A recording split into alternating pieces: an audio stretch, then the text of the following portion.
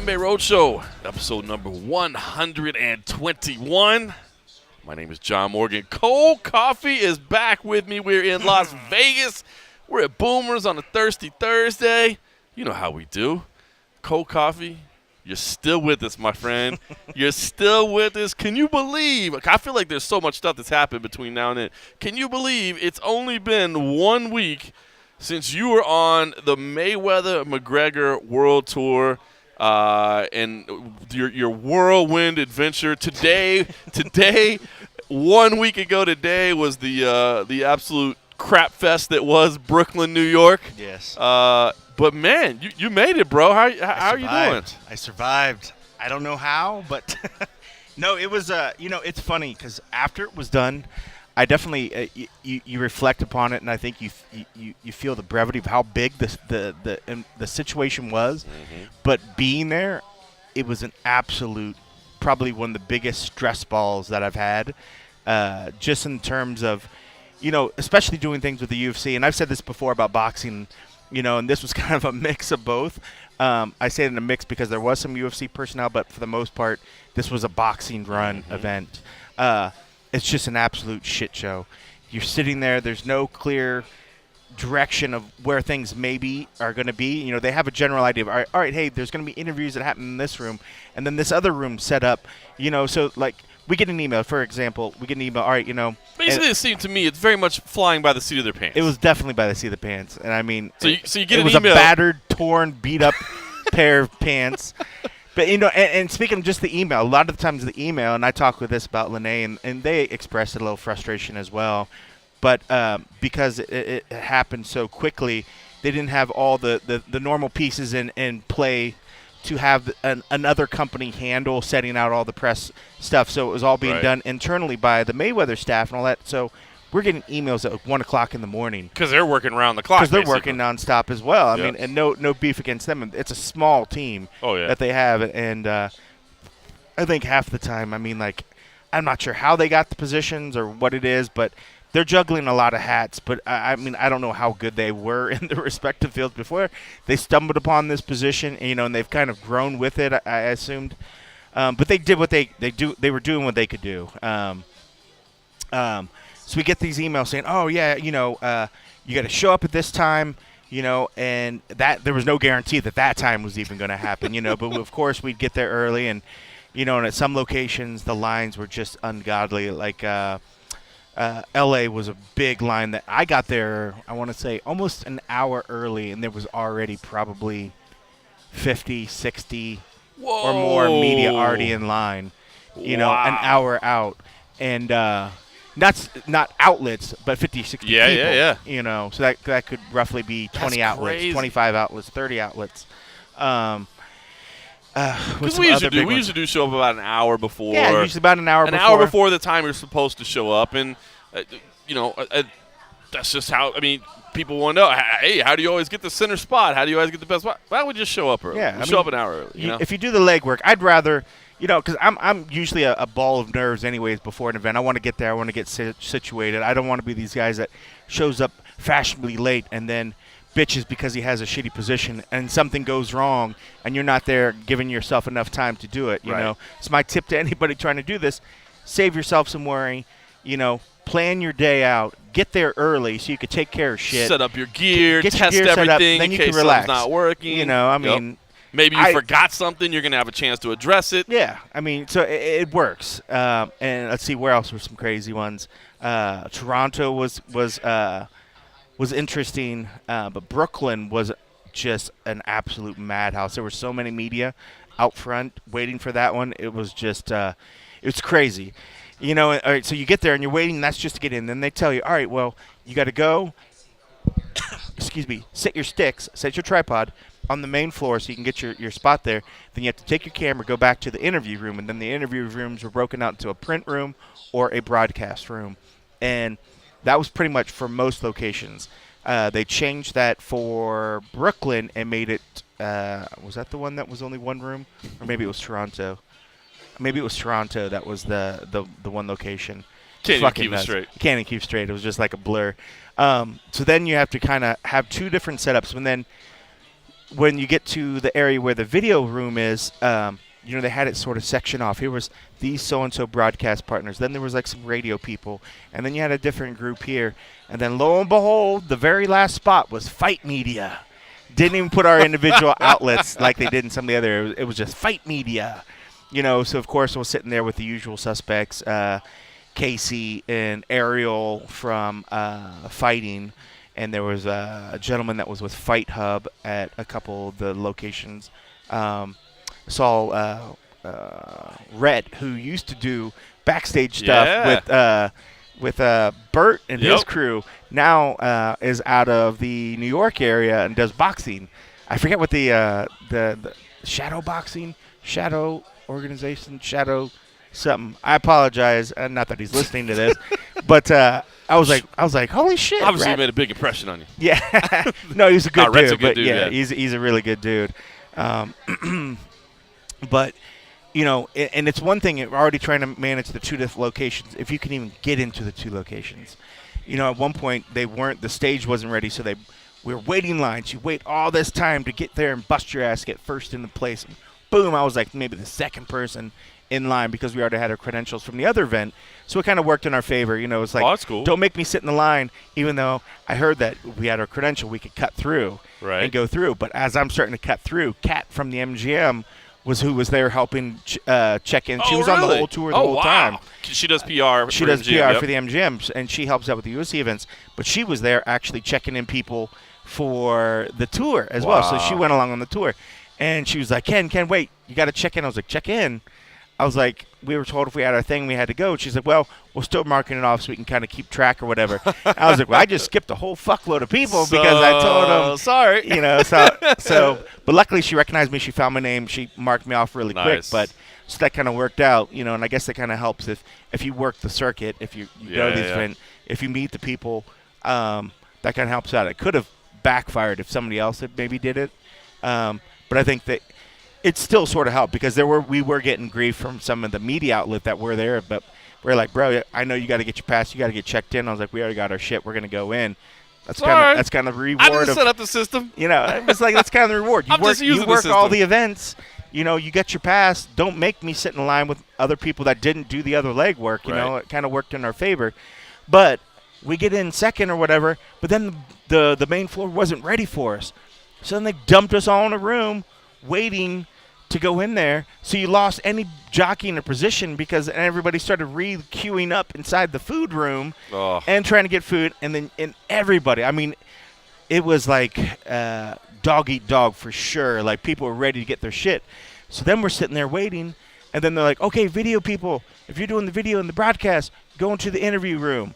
So we were in a queue to finally get to go back out into the main floor. Then they pulled us out of there to go over to the other room to set up for the other thing. But then we're like, well, how are we going to set our sticks up? So while we're in there waiting for that, then they're like, okay, guys, with your tripods, let's go get back in the line with the other people that got to stay there to get to our spots. Wow. But luckily, and this is one of the things that I was telling you, us media, us MMA media, especially when you work with a lot of these cats, at events, whether we be competitors, friends, not friends, or whatever, we all there's sort of a kinship when you work events over and over and over. Even though I know you are my competitor, I don't hate any of them. Right. We see each other, so in a sense, I'd rather stick up for you or help you out than some random local media guy that I'm never going to see again. We hate those people. Sue. Yeah, like screw them. I hate them. So true though. No, you're right. I think most people think that there's like a huge rivalry, and I guess there is a professional rivalry between the sites. In a sense, there's friend. It's a friendly competition. Don't get me wrong. If there's a chance that we could scoop a story over somewhere else, sure. But I'm not going to kick somebody over to get to the story. I'm not going to punch somebody when they're down just so I can get my part out. And so that being said, who is it? I'm trying to think because there was a couple different instances where us and Fighting were able to secure locations and then in turn helped us get into the spot. So even though I might have been in the front of the line, I see the Fighting guys, I'm like, yo, hey, this is kind of what I'm trying to do, get in. So then they snuck by me, of course, which pisses off some of the local guys, behind us. But, it is what it is. But by doing that and helping even in Toronto or Brooklyn, dude, it's such a fucking madhouse. I mean, like, there was such a limited wall where they had these backdrops set up. So as you get in, you're kind of arm to arm. You're in there. That's it. You're stuck. That's your spot. You're not moving. So if you look over, and there was a point where I had got a really good spot on the front line, and I look back because me just being me, I want to look to see where the other MMA guys are. Right. I see fighting. I see Casey particularly kind of trying to work his way through the crowd. And at that point, our line was already three so deep, you know. But of course, I'm like, dude, here, come over here. I'll slide over. I'll get you in, you know. I'll help you get space, you know. And I expect they would do the same for me. So where that all comes back and where the karma and where this shit that I think people maybe on the outside, I mean, I love the fact that viewers and readers, y'all can be, I'm diehard junkie or I'm diehard fighting. I love it and I respect it more than anything else. Like I'm a junkie for life, whatever. But in the terms of this particular situation in Brooklyn, that was such a shit show with this extra jostling that was going around. There was like, dude, I'm never going to get my tripod out there with the way they're doing. But Casey had the lucky part of this tour to where his woman Esther was working for Showtime. Right. She shoots for Showtime. Esther was able to procure a promoter's lanyard for Casey. So at one point, when I went and did something or I came back and Casey's like, he's like, Esther took my tripod out. And I was like, oh, damn it.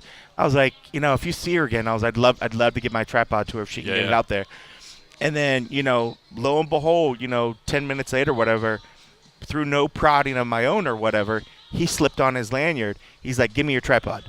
And he went out there at risk to his own. I mean, I want people to understand this.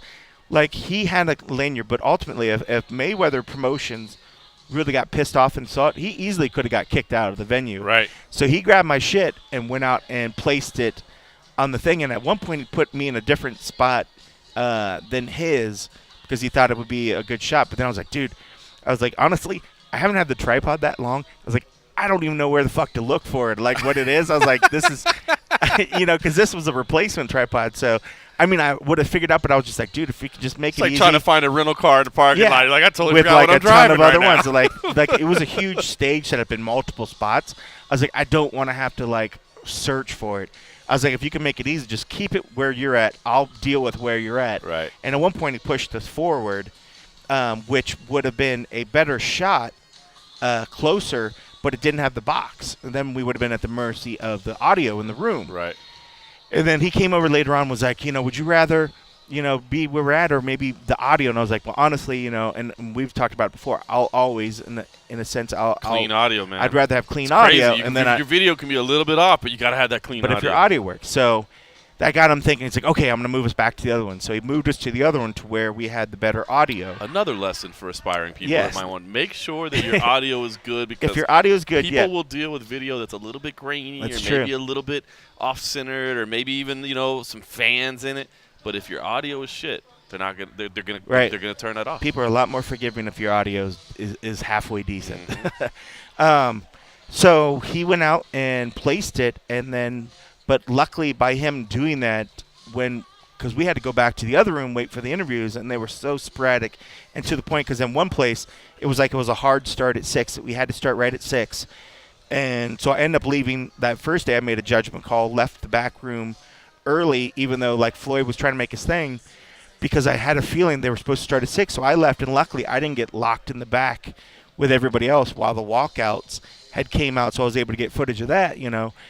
So lo and behold, I mean, it was just an absolute crazy shit show. But I felt like everything that Dana White said it would be. Yeah, everything it would be, you know. And it was nuts. But I mean, it was definitely it was grueling. But I felt as a whole like the MMA media that went there, I think we all represented well. I think we got good stuff came out, and I felt like it was more of some more kinship came out of being those guys, as opposed to like the boxing. I can see that. You know, kind of us against the world a little bit, that's right? kind of what it felt like. You had the broadcast guys over there. You had the boxing guys. They didn't even put our outlets. I mean, we were fight media, but in a sense, isn't that what all boxing, everything is fight media? So if anything else, they save the best for the last. But when it comes to time frames and shit trying to go, and guys are already stopping at a bunch of spots, taking too long, and then timelines coming, we thought we were maybe going to get screwed, especially at the end. Those last interviews that came after after the presser had happened with Conor and Floyd, they were supposed to be hopping on planes right then. In fact, staff had already left, so we're thinking like we're screwed. We're gonna get fucked. We're gonna, and it ended up working out by us being there. I remember there was one where one of the days that Floyd Mayweather, Kelly Swanson was trying to pull him out. I remember watching the footage, and he was like, "Stop! Yeah, stop!" She was trying. She actually chastised one of the dudes after the fact, the Fight Hub guy. Right. He kept going and kept going, and she was really trying to push him because he still had to go to the print room. Right. After that, geez. So she actually came back after and was like, "Dude, that was very unprofessional and very rude of you." Blah blah blah, going at him because. When you got the guy there, you try to get what you can get. Right. But if you see a went PR beyond person the point, trying to pull him. And this went beyond the point where she had tried multiple times. Floyd kind of chastised her, and then in that sense, if you keep negging it, you're putting that PR person in a bad position because the fighter at that point already kind of says he wants to do something and he wants to be accommodating. But I think also, too, is because the shit that was coming out in the fight media section, they were into it. The fighters were into it. Floyd was into it. I didn't watch what the other people said in the other ones. What did you think about Floyd dealing with it? Because, we saw the spectacle that was, as I sat down to do the podcast last week, literally it was just as Brooklyn did it. I closed my computer and I started recording. And at that point, I was pretty down on the whole thing because that Brooklyn was a mess, They bounced back pretty well with London. I thought that was a nice recovery. I know you said you were so exhausted you didn't even want to watch the London one. I didn't even watch it. But they bounced back pretty well. But what was it like dealing with Mayweather behind the scenes? Because, you could break down what happened on stage all you want, but we know that was kind of a weird drama type thing. Yeah. But behind the scenes, at least the footage, the scrums and stuff that you got, that I saw that other people had, it seemed like he was pretty easy to deal with. He was. And that's the thing. Like, I think part of it with even somebody as big as he is, and when you get him, it's tough to get him, but when you get him, he's there. And it felt like that. Even by the time he got to us, this was after he dealt. We were at the end of the room, so he had already went through a bunch of stuff. So to still kind of be engaged and to get into it, like I felt he was, I think was testament to the fact that he respected that. It was fight media. This is the MMA media that was coming out, and I thought it was great. Half the time it was nothing against Kelly, but most of the times when it was rough was one, they showed up late. Right. You can't take that. They're trying blame to outlay off of each them. other. Yeah, you can't take that blame off Yeah. of the fighters themselves. But half the other time it was just dealing with the staff. Dealing with the staff was kind of awkward and kind of hard. We had pressed at points where, Steven Espinoza, who became like a fucking star in this thing. Or a weasel. Was like at one point, I can't remember who was in front of him or if he was the guy in front. It might have been but regardless, he showed up or maybe he was done and somebody else was showing up. We're trying to get the staff, please, while these guys are slowly going, don't make that person wait. Bring them over to the fight media and let them cross. And go the other direction, Right, right. We're sitting here waiting, times of the essence, and they wouldn't change, they wouldn't budge, and it just, it lacked some of the, because I think the UFC, I guess we take for granted they make good judgment calls and places like that. I think they realize when we ask for things like that, we're not just saying it just to be willy-nilly. They'll adjust on the fly. They adjust on the fly, and they usually accommodate when it makes sense. We just weren't getting that budge from these guys, and that's why I think part of it's because they were in the fucking weeds, just trying to manage it and trying to deal with it all. I think it was just so overwhelming, the scope of interest, how many people were trying to be there, how many reporters, how many outlets. It was a huge, huge ordeal.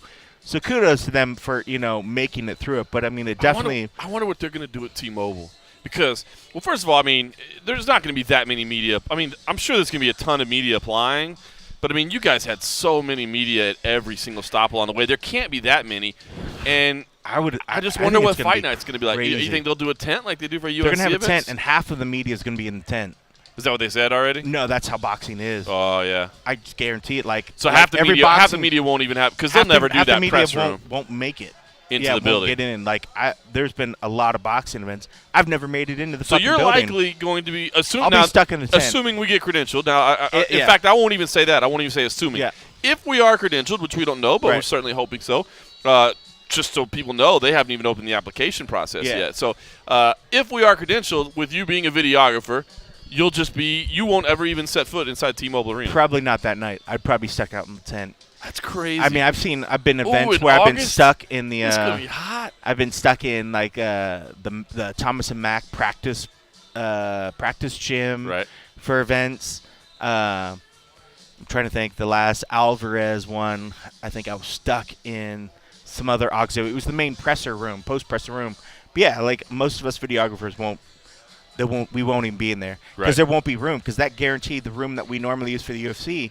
That's going to be the main media holdout, and I guarantee most of those people will shift inside the room once the fight actually starts. So what did you think? Because I didn't get to go do this. I mean, I was helping edit your footage, and I was watching it all, and I was watching it I was watching the broadcast every day, but I wasn't there. Right? This is one of the few times you were there and I wasn't there.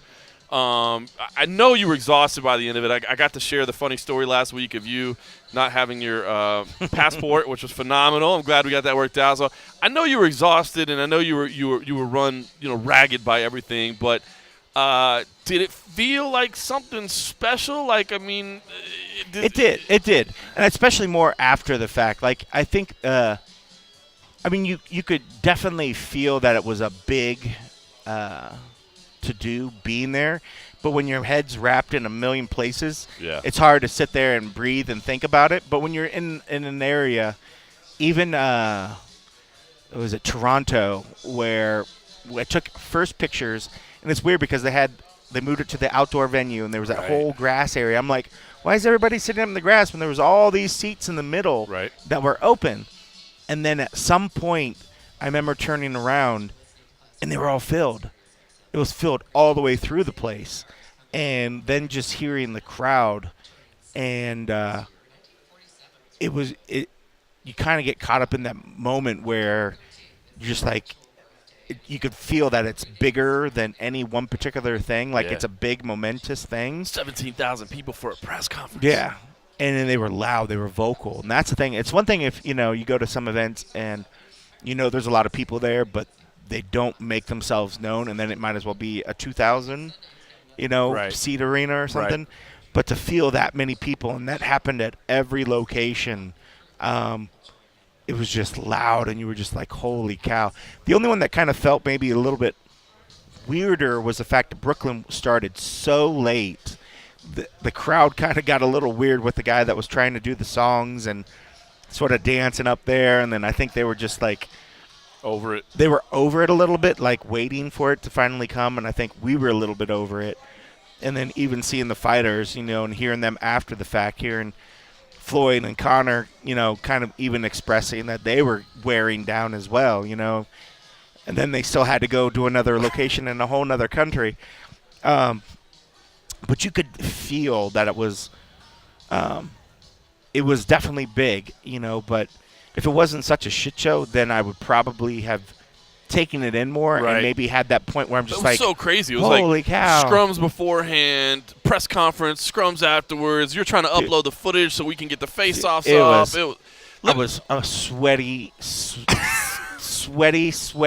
stressed out mess, man. What about, I don't know how many people that aren't paid to do this watched every minute of every press conference. You know what I mean? Yeah. I wouldn't assume that the average fan would tune into all of them. Right. But and after Brooklyn, I was pretty much exhausted and I was annoyed.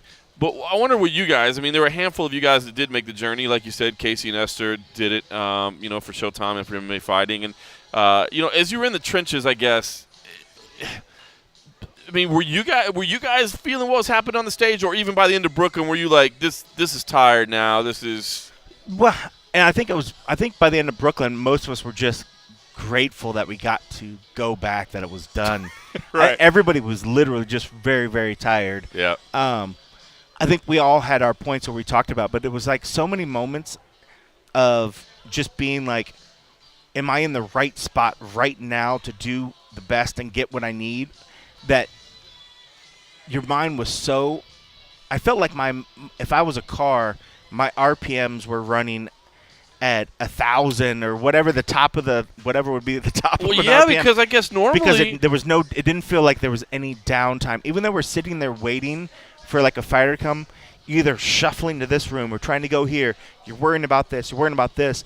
That by the end of the night, and then it was processing videos. I was going to say, and then even while you're set up, which I didn't think about till right now, normally, especially with the new style press conferences, you can just lock down your camera, hit record, and walk away. But even in the old style press conferences, UFC press conferences, all you had to do was just kind of move over to the left and right. You guys are tracking guys walking all the way around the stage, right? I mean, it's not like a normal press conference. These guys are every corner of the stage they're going to. You're definitely very active, very moving. But even in the back, you weren't allowed to bring tripods. You either had to handhold or like monopods, right? Which was necessary because it was so crazy. But even then, it's like the whole time of, you might see something over there and you kind of wanted to rush over there and try to get a little something, but then you had to go back and try to hold your position, and you're like, all right, should we stay here? Should we slide over a little bit? Like, like all these little factors that it just made it so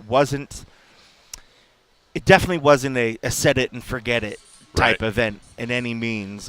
Even getting out into the floor, there were a lot of camera guys that got there late because it was such a shit show getting on there, that were backed up behind us, trying to shoot up around us, trying to shoot in between us, and trying to work with that. So it was just, we all would talk about, we had our own little, the running dialogue of who won this event or who got this event, and we'd sort of kind of, you guys were scoring it too, just right? Sort of scoring it just to kind of keep it going. But, ultimately it was like, you knew, especially like after LA, LA was just a whole shit show for me because I had to immediately get on the plane and go back. So I didn't really have as much downtime to kind of take in the event because I was so worried about making it to the next event. So getting to the next event, then working that event, and then it was a matter of, you had to go back, process stuff, but then you had to go and try to catch. Did I get to sleep that day? That night you just slept on a plane, right? Because you came to Vegas. Yeah, because I think when I got to Toronto, I slept for an hour. I think when I got there. Oh, because you got your hotel room. Or was that early. Brooklyn? I got the one an hour. No, I didn't get to sleep in Toronto. I can't even fucking remember. I think it was Brooklyn. I got an hour sleep before I went to Brooklyn. Crazy. So yeah, it was like pretty much slept on the plane, going there to Toronto, and then was up, and then because I think I stayed up all night. Toronto to Brooklyn. So ridiculous. I can't even remember. So ridiculous. But it just it's after the fact, thinking back upon it, I realized like, wow, that was really crazy. That was unique. Something definitely to be in there, and glad you did it. But at the same time, I mean, it's things like that you definitely, it tests you for what you could do. It tests your resolve. It tests your desire to stay in this sort of thing. But also, why did I do this for a career? But also, like I said, I felt like the MMA team, the MMA news organization, the community that went and did it, I feel we had more of a sense of responsibility to do that for our side of things, instead of sit back and be like, oh, we can't wait till the other broadcast partners, whatever, put it out, or the boxing media. Let's go have the MMA media come and deliver it to the MMA masses, and make sure that we get the take for our stuff. Like, I don't want a boxing guy asking Conor stuff, or just to do whatever. And plus, when the fighters, they see it, they light up. Mm-hmm. They get the facial recognition. Faces. They see stuff. So, but it was crazy, dude. But yeah, I mean, I swear it was. I can't remember if I lost a couple pounds doing it as well. But I think it's good to test yourself every once in a while to do that sort of thing. But the whole week's going to be like that. Fight week's going to be just like that, isn't it? I hope not. I hope not. But it's going to be in the sense that it's not a UFC event, and again, it was good seeing faces from the UFC because they did help out. Right. So there were times, even when you see people come down the line, say it was Dana or whatever, and Lene would be on our side, I'd make eye contact, like, Lene, can you center him up here? Can you please put him like by us in the middle, like, and pulling any sort of non-really verbal favor that you can, any wink, any nudge, can you hear this? Can you do this? And a lot of that drawn upon, all the effort that you do covering their sport, part of that came out. So hopefully we'll have a little bit of that for the event, but it's at least we know about this event that, especially Fight Night, the media events and the media stuff, it's going to be in a location. Right. That's true. It should be one particular spot. It should be one set of media.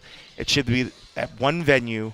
So I think they'll have a better grasp of doing it. And just the sense of the UFC will be there to help out, to have much more people available. They traveled a decent amount of people. But again, this was a boxing thing. But it's going to be a boxing thing again. But it's going to be all hands on. Conor McGregor. Their people are going to be here. The UFC people is going to be here. So I assume it's going to run smoother. But, I mean, because it can't really get any worse. It can't get any worse. But well, shout out to anybody that took part. Any video or otherwise that you saw from any outlet, not just MMA Junkie, but anybody out there, give a shout out to those people that you appreciate what they did, because it sounded like hell on earth. It was. You guys. It was. Well, while you were doing that, I'll tell you one thing that did come up. So I was in Thackerville, Oklahoma at the tail end of that week for Bellator 181, and of course, everybody was watching. Everybody in the MMA world is watching it, and a Bellator official said this, and I'll leave the name out just because maybe he wouldn't want to be on record talking about a UFC / boxing event. But I do agree. He was like, man, the thing that I wish I would have seen more of in the promotion was just promote it like what it is, a once-in-a-lifetime event. You know what I mean? It's something we're only going to see once in our lifetime, So instead of all the you a bitch, you a hoe, you a bitch, you a hoe, just kind of elevate the event that this is a once-in-a-lifetime type thing. And I kind of agree. And in 4 days where the press conferences, I don't know if anybody really took the time, or maybe it's just because I wasn't paying attention to the speeches that nobody cared about. But, I just wish people would have maybe spent a little bit more time instead of, trying to put down each other. Yeah. Promote the fact that, listen, do you realize what you're seeing here? Floyd Mayweather, widely regarded as one of the best to ever do it. And Conor McGregor is crossing over. He's the biggest star in the sport right now. I mean, he is at the pinnacle of his success, and he's crossing over. Yep. You know what I mean? Like build it up like that. So instead of it's draw your lines in the sand and pick a side. You know what I mean? Instead of that, just be like, guys, listen, man. The reason you need to spend your $100 is because you're never going to see something like this again. Yep. And that was never at this done. level. You're right. I mean, they can always have a boxer and an MMA fighter. That can happen. There's not a problem about that. But having two guys at the top of their respective fields right now, I mean, even though Floyd has been retired, there's no bigger boxer than Floyd. Still the biggest name, right? Still the biggest name. Triple G may be better. Canelo may be better. But he's still a bigger name. There, but he's still a bigger name, yep. For sure. And Conor, I mean, it doesn't get any bigger. I mean, I love all the other athletes in this sport, but I mean, let's be real. Conor is the biggest name, the biggest needle mover that there is. So to have an opportunity to have both of them put their egos, their records, all that shit on the line. I mean, granted, they're going to get a huge payday from it. Yeah. But they're still going out and doing it, and this is going to be the biggest sporting event of the year. At least the biggest probably the biggest covered event this year. I mean, I think globally, everybody's asking about it. You're getting random ass shit. The fact that you see it on the mainstream news outlets covering it. My wife is talking about getting together. You know what I mean? To have a fight party, to watch it with some friends. I'll send Agent H over because she wants to watch it. They're talking about getting together and having a party to watch it, and literally, she could buy she could literally watch any UFC pay-per-view she wants, and we could just expense it. I mean, USA Today doesn't have to know that it was my wife watching it, but as as part of our employment, don't listen to we this. could experience. Oh yeah, thank God. Yeah, sorry, Perone. But we can experience it. She doesn't watch any of the fights like that. She'll watch them as the free ones. Yeah, she'll turn on FS1, but she doesn't ever plop down a paper.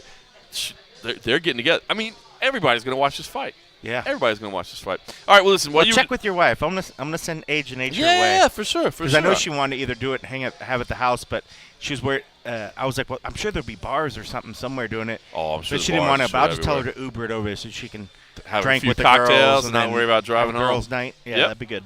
So while you were there, I was in Thackerville, Oklahoma. First time in Thackerville, by the way. It's on I-35. You don't get to Thackerville much? Between Dallas and Oklahoma City. Previously in my life, to me, that was just an exit off the highway. But now I've spent a couple of days in Bellator, Oklahoma. Huge casino, man. This place is crazy. And small show in Bellator. I think the place only seats about 2,000 people. So it's not a big venue for Bellator, but my understanding is, a very profitable venue. I mean, the casino was packed. I mean, all day. Like, I went to check in the first day, and they didn't have any rooms ready. I'm like, you guys were 100% sold out? And they were like, yeah. And they have, like, thousands. I mean, it's huge. So they were packed, and they're packed all the time. And they pay Bellator. They're like, hey, it's the old casino sideshow thing. We'll pay the event, and then Bellator doesn't have to worry about tickets. They don't have to, they just come in, put on see how it is, yeah. put on the show. So it's kind of funny, it's a small venue for Bellator, but I think it's smart to, you don't have to go to a big arena every time if you're making money, for some of your smaller events. So it's pretty cool, but it was a fun show. The main event, I don't. You were so exhausted. I know you were on vacation. I had a couple days off with your girl to celebrate. But if anybody listening to this has not watched that Derek Campos versus Brandon Gertz fight, good Lord, what a fight, man! One of the best fights of the year. Definitely got a hole punched in his head. Oh, right? Got the Air Jordan logo on his head. Yeah, man, no, definitely. And Bellator did a really cool thing. They actually, the next day, 24 hours later, they had it uploaded on YouTube. Oh, wow. And ready to watch. So I mean, this thing was phenomenal. Go back and watch it. Gertz is tough as nails and trains with Justin Gaethje. So amazing to think that a week after that amazing fight, here's his teammate going in and doing the damn thing as well. So if you didn't watch that, go watch that. But a couple people I wanted to say, since I was there and I did get to watch the prelims and all that, a couple names people definitely need to pay attention to. First of all, Romero Cotton was there. He made his MMA debut. Dude is a three-time Division II champ in wrestling, of course, at University of Nebraska-Kearney. Didn't look amazing, but physically he's very impressive, and he did gut out a win. So he's somebody to keep an eye on.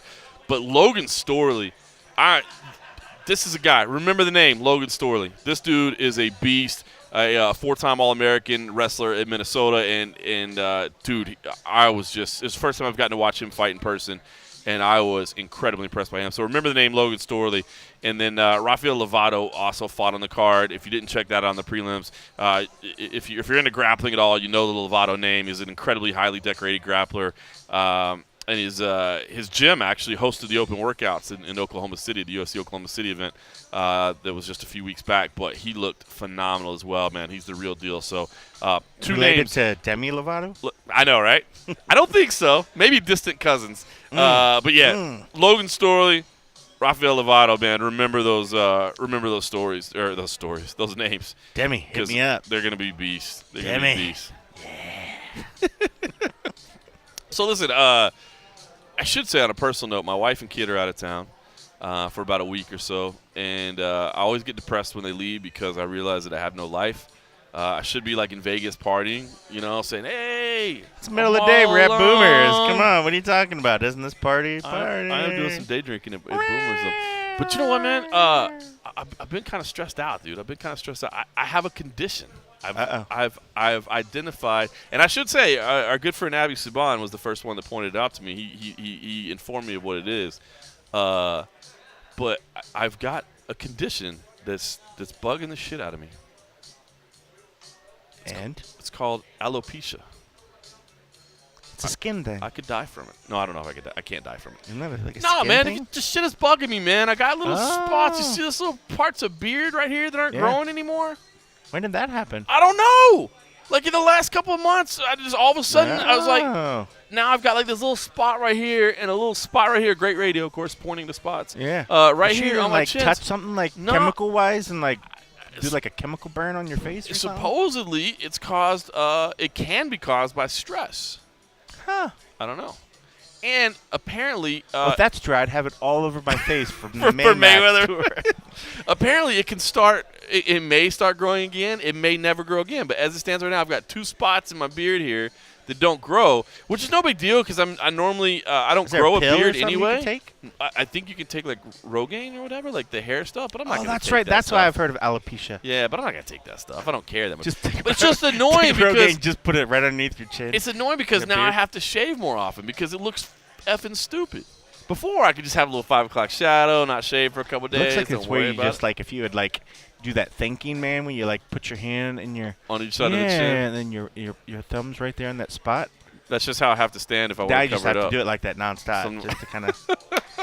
Terrible. All right. I didn't even notice it till you said it, but now I'm going to stare at your spot. Self-conscious, man. I was supposed to shoot a media pick today, and I couldn't even do it. Like, I shot it, and I won't even send it to Abby now because I'm like, that looks stupid.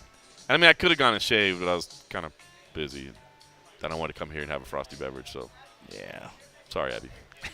All right, listen. Other things going on. I did want to say too. Here's your media pick, Abby. Someone's going to win. I got Derek. I got Derek. Inside joke. Listen, so after all that stuff happened, and after I went, that's why it seems like so long away. Then we had the Scotland event, which was crazy, and then you and I got to go to the Tuesday night Contender series. I've gone to the first two. You missed the first one because, of course, you were on the Maymac tour. Dude, I'm loving these fights, man. I'm not gonna lie. 2 weeks into the Dana White's Tuesday night Contender series, I love the concept. I love being in the tough gym when it's super small little crowd in there or whatever, and I love these guys fighting for their jobs and fighting for an opportunity to be in the UFC. And I think it's been fun, man. What did you take away from the first week? Yeah, it was well, I didn't really have a seat, so I kind of stood in the back and talked with Helen Yee, which was fine. I mean, it was definitely felt very just sort of grassroots, down and dirty, but it's also neat because it was a bigger production than I thought. Right. I didn't expect to see like satellite truck out front and the full crews in there. I don't know. I was thinking it would be much more sparse than what it is.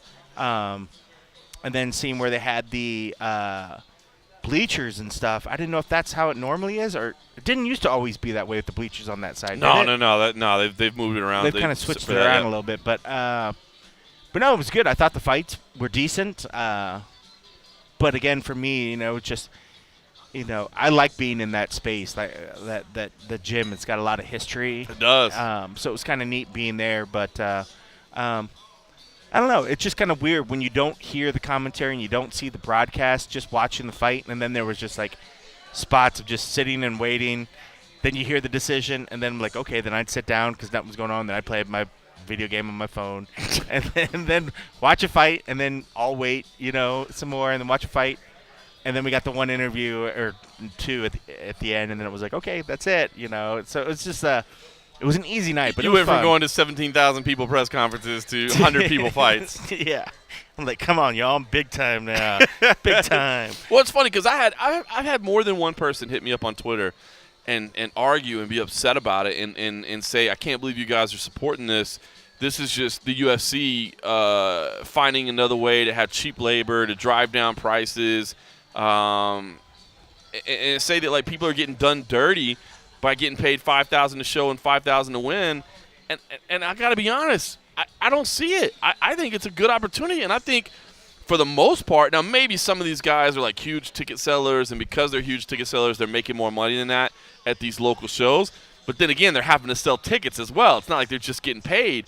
I feel like it's way more money than any of them are making just in a straight fight purse anywhere else, and it's the opportunity to make your way into the UFC. And I don't know. I was surprised that so many people were like, I hate this concept. I think it's garbage, and I think they're dicking people over. And I just don't see it, man. I feel like it's a great opportunity, and I love the concept. Come in, one night, maybe make your way into the UFC. If not, kind of like Paul Felder was saying, which I thought was smart, even if you don't make it in, it is some exposure for you. Yeah. It is another win on your record. It's not like Tough where it's an exhibition fight where maybe you end up taking a year off, from your career, and it looks like you did nothing even though you really fought 3 times or whatever. I mean, this is stuff that's going on your record.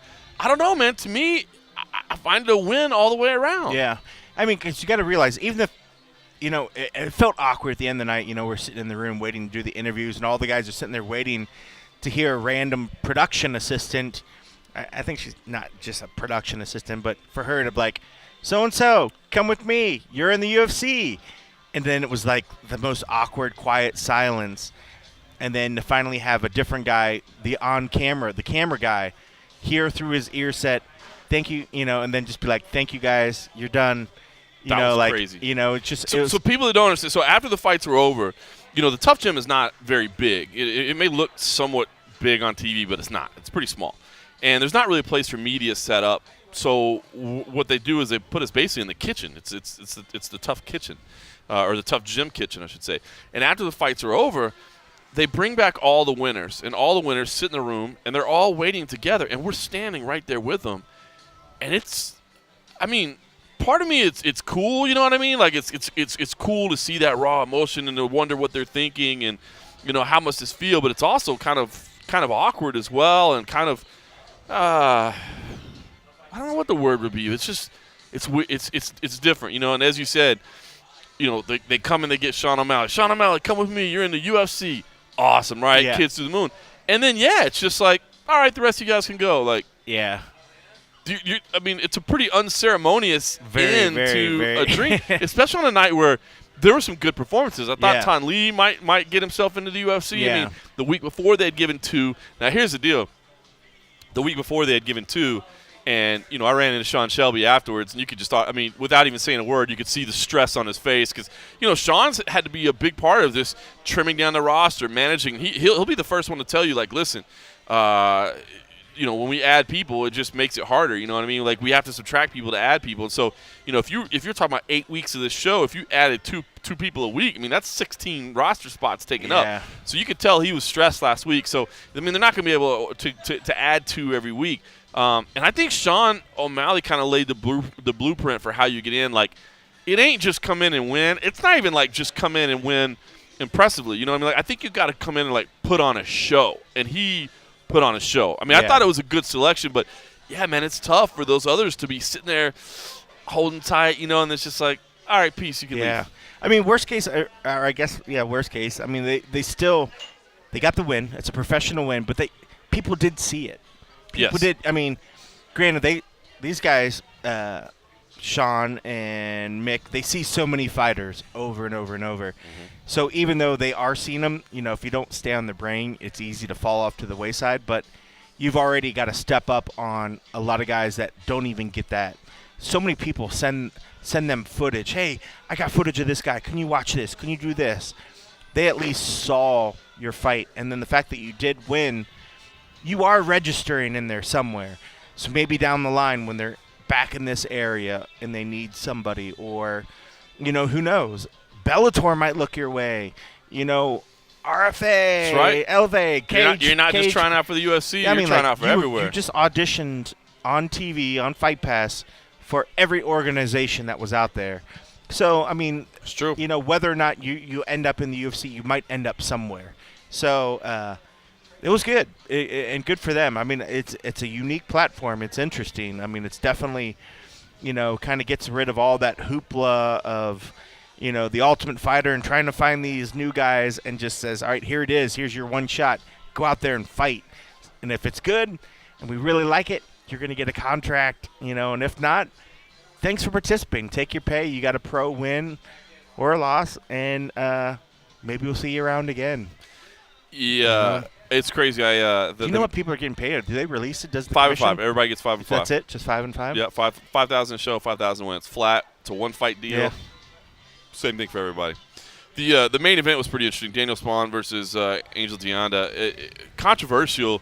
I thought it was called exactly right. Big John McCarthy was the referee. To be honest with you, I thought he called it exactly right, but it's a damn shame because Angel Deonda, I think, was like 2 punches away from finishing the fight. I think the fight was basically done at that point.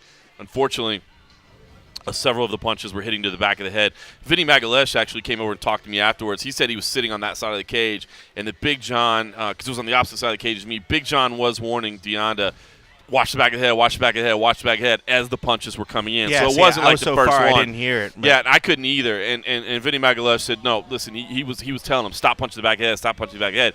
Continued to, and basically had the fight finished, but Big John had to stop, called, deducted a point, and then, of course, on the restart, Spawn came out and just tagged Deonda and then got the submission. It was the craziest sequence of events, and I think it's incredibly unfortunate for Deonda, but I don't think it was necessarily called wrong. I think it was called right. It's just a damn shame because, he basically had the win wrapped up and then had to and then ended up giving it away. So I don't know. I thought it was crazy, but I thought Big John did the right thing, even if it was kind of unfortunate the way it unfolded. So, all right, well, listen. So Sean O'Malley did get his UFC contract signed, a knockout in the first round, earned him there, and did it with style points as well. The guy's got some swagger. If you go back and watch some of his old fights, he's certainly got some style points. He's an MMA lab product. Saw our buddy John Crouch afterwards. Of course, he was stoked. He said, keep an eye out, by the way. He's got one more guy coming in a couple of weeks. But also, Sean O'Malley is a Danny Rubenstein client. Yeah. So good for him. It was an impressive performance by him. And seeing as how we've been rambling on here and now need to refill our frosty beverages, I feel this might be a good time to hear a few minutes from Sean O'Malley, who is not quite as exciting on the microphone as he is in the cage, but has a quiet confidence about him and a little bit of swagger even in his shyness that I think will just continue to develop over time. So while we re-up on these frosty beverages, where's the service at, man? Told you, we ain't got our normal people. Man, we got it's too early in the day. When we come too early. It's too early. Yeah. We might get grief. If she comes in, if she rolls in while we're here, she's been like, oh, what's up? Sacrifices, man. Yeah, damn. right? Never again will I do an afternoon show. All right, we're going to refill. Here's Sean O'Malley. Sean, obviously, the news is just minutes old at this point that you're a UFC fighter. Give me the emotion that you're feeling right now. This is awesome. I love it. I expected this. I knew I was going to knock this kid out. I knew I was going to get signed. This is awesome. Very entertaining fight. A little bit of back and forth to start there, but you really closed it out in dominating fashion. How did you feel the fight was going as it was unfolding? I was surprised when I was on my back. I was like, because I knew he was a striker. I was a striker. I was like, what are you, like, let's fight. And we got up and fought, and I won. I knew I would win in the striking battle, and it happened. Only one contract given out tonight. Did you get to see some of the other fights? Because there were some fantastic performances. How confident were you that your performance was going to be enough to get you in? I was 100% confident. Like, all those guys, I like all those guys, and they fought hard. But, I went out there and put on a show. I do that every fight. When along the line in your career did you think it was possible for you to reach the UFC? I had my first kickboxing fight when I was 16, and I went out there, and I just threw down. I was like, I think I could make it. Was there a point along the way where there was a struggle, or has it just been a kind of constant rise for you? I've had some injuries in training and stuff, but as far as my career, I've lost 3 times. This is my 30th fight as a professional and amateur. I've lost twice, so I've lost, and I've felt that pain, and winning's a lot better. Do you have immediate goals in the UFC? This is such an interesting path to get into the UFC. Where do you go exactly from here?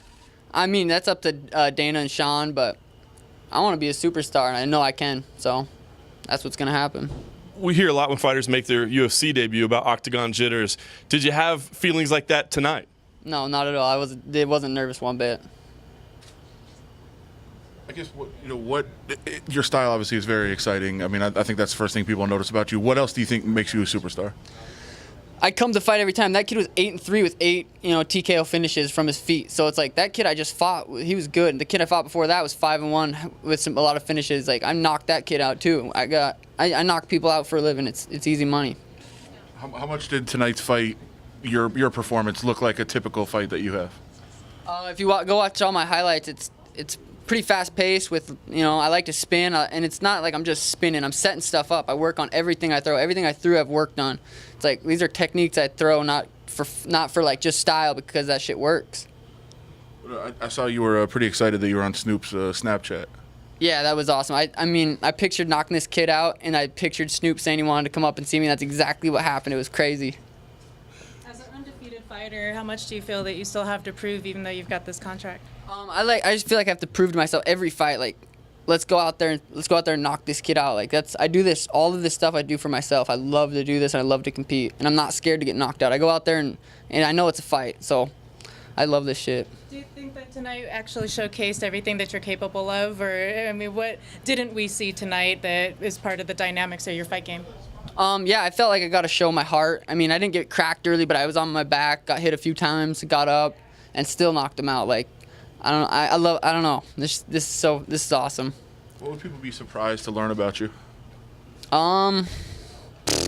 Go follow me on Instagram, Suga Sean, MMA, SUGA, Sean MMA, and you'll find out a lot about me.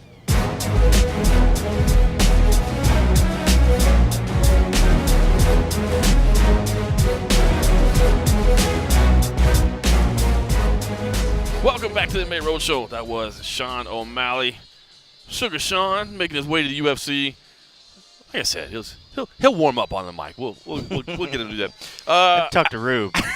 We need to give Rube a little breakdown of because Rube has no problem talking. No. Just need to get his fighter on board. I mean, it was fine. It was just so short and concise. It's like he'd say something and then he just dropped it. I'm like, that's it. I was like, I'm sorry. I thought you were gonna keep talking. Oh man, I was the same way. Well, he's fun to watch fight, man. I'm excited. And another guy. That knockout was pretty good. Just sort of just stood there and was like, all right, I'll take one. There you go. Hit him with the walk off. Yeah. It was nuts. All right. Listen, a couple of news items I want to talk about. Brock Lesnar came up this week. Rumors are out there that he is back in the USADA testing pool, which means he's eyeing a return to mixed martial arts, obviously more specifically the UFC. I was not working yesterday, actually, but I actually reached out to the UFC, Jeff Nowitzki specifically, to find out what he said. Jeff Nowitzki got back to me and said, listen, it's not true. He's not back in the testing pool, and he hasn't even asked us about being back in the testing pool. So maybe USADA just hasn't got that back to him yet. Well, here's the deal. So we tried to reach out to USADA. 2 months later, USADA will respond. I was going to say. So here's the deal. So there's been I've seen a lot of back and forth in the media because a couple people, Diz at Talk MMA is one that's been on top of this story, breaking it from that angle. I think Front Row Brian has been tweeting about it as well. And I guess here's the thing is, it could still be possible. So I'm not trying to say like, hey, they're full of shit. You know what I mean? Like I'm just telling you, I reached out to UFC officials. Here's what I'll say: Jeff Nowitzki, and I know you've been around Jeff. Jeff Nowitzki does not strike me as the kind of person that will give you the bullshit lie. Just to help the UFC promotion along. I mean, he's a company guy, but he seems like a pretty straight shooter. Exactly. If it was from Dana, you'd take it with a grain of salt, right? You're like, okay, hold on, man. I hear what he's saying, but he might be giving me the promoter speak. He has to do that sometimes. Jeff Nowitzki does not strike me as that type of guy. Yeah. I think it's so important for him, especially when you're talking about the drug testing program, because it is so important for him that everything is transparent, that everything is accurate, that everything is straight. So for Jeff to tell me that, no, listen, not only is he not in it, he hasn't even asked me about it, and he is the chief liaison between the UFC and USADA, I believe him. I do believe him. But I will say this. Who knows? USADA hasn't gotten back to us yet. We've reached out to USADA. Yeah. So they haven't gotten back to us yet. So it could still be, as you said, maybe he has, and USADA just hasn't told the UFC yet, but, Jeff Nowitzki, I trust what he says to me. We've reached out to USADA, but we haven't been able to get any confirmation yet. Hopefully we'll have that soon. And the other thing is this. I could see that it hasn't happened, but that Brock or people around Brock are saying it, because from what I understand, he's up for contract negotiations with the WWE. And that would sure be a nice little carrot to dangle out there.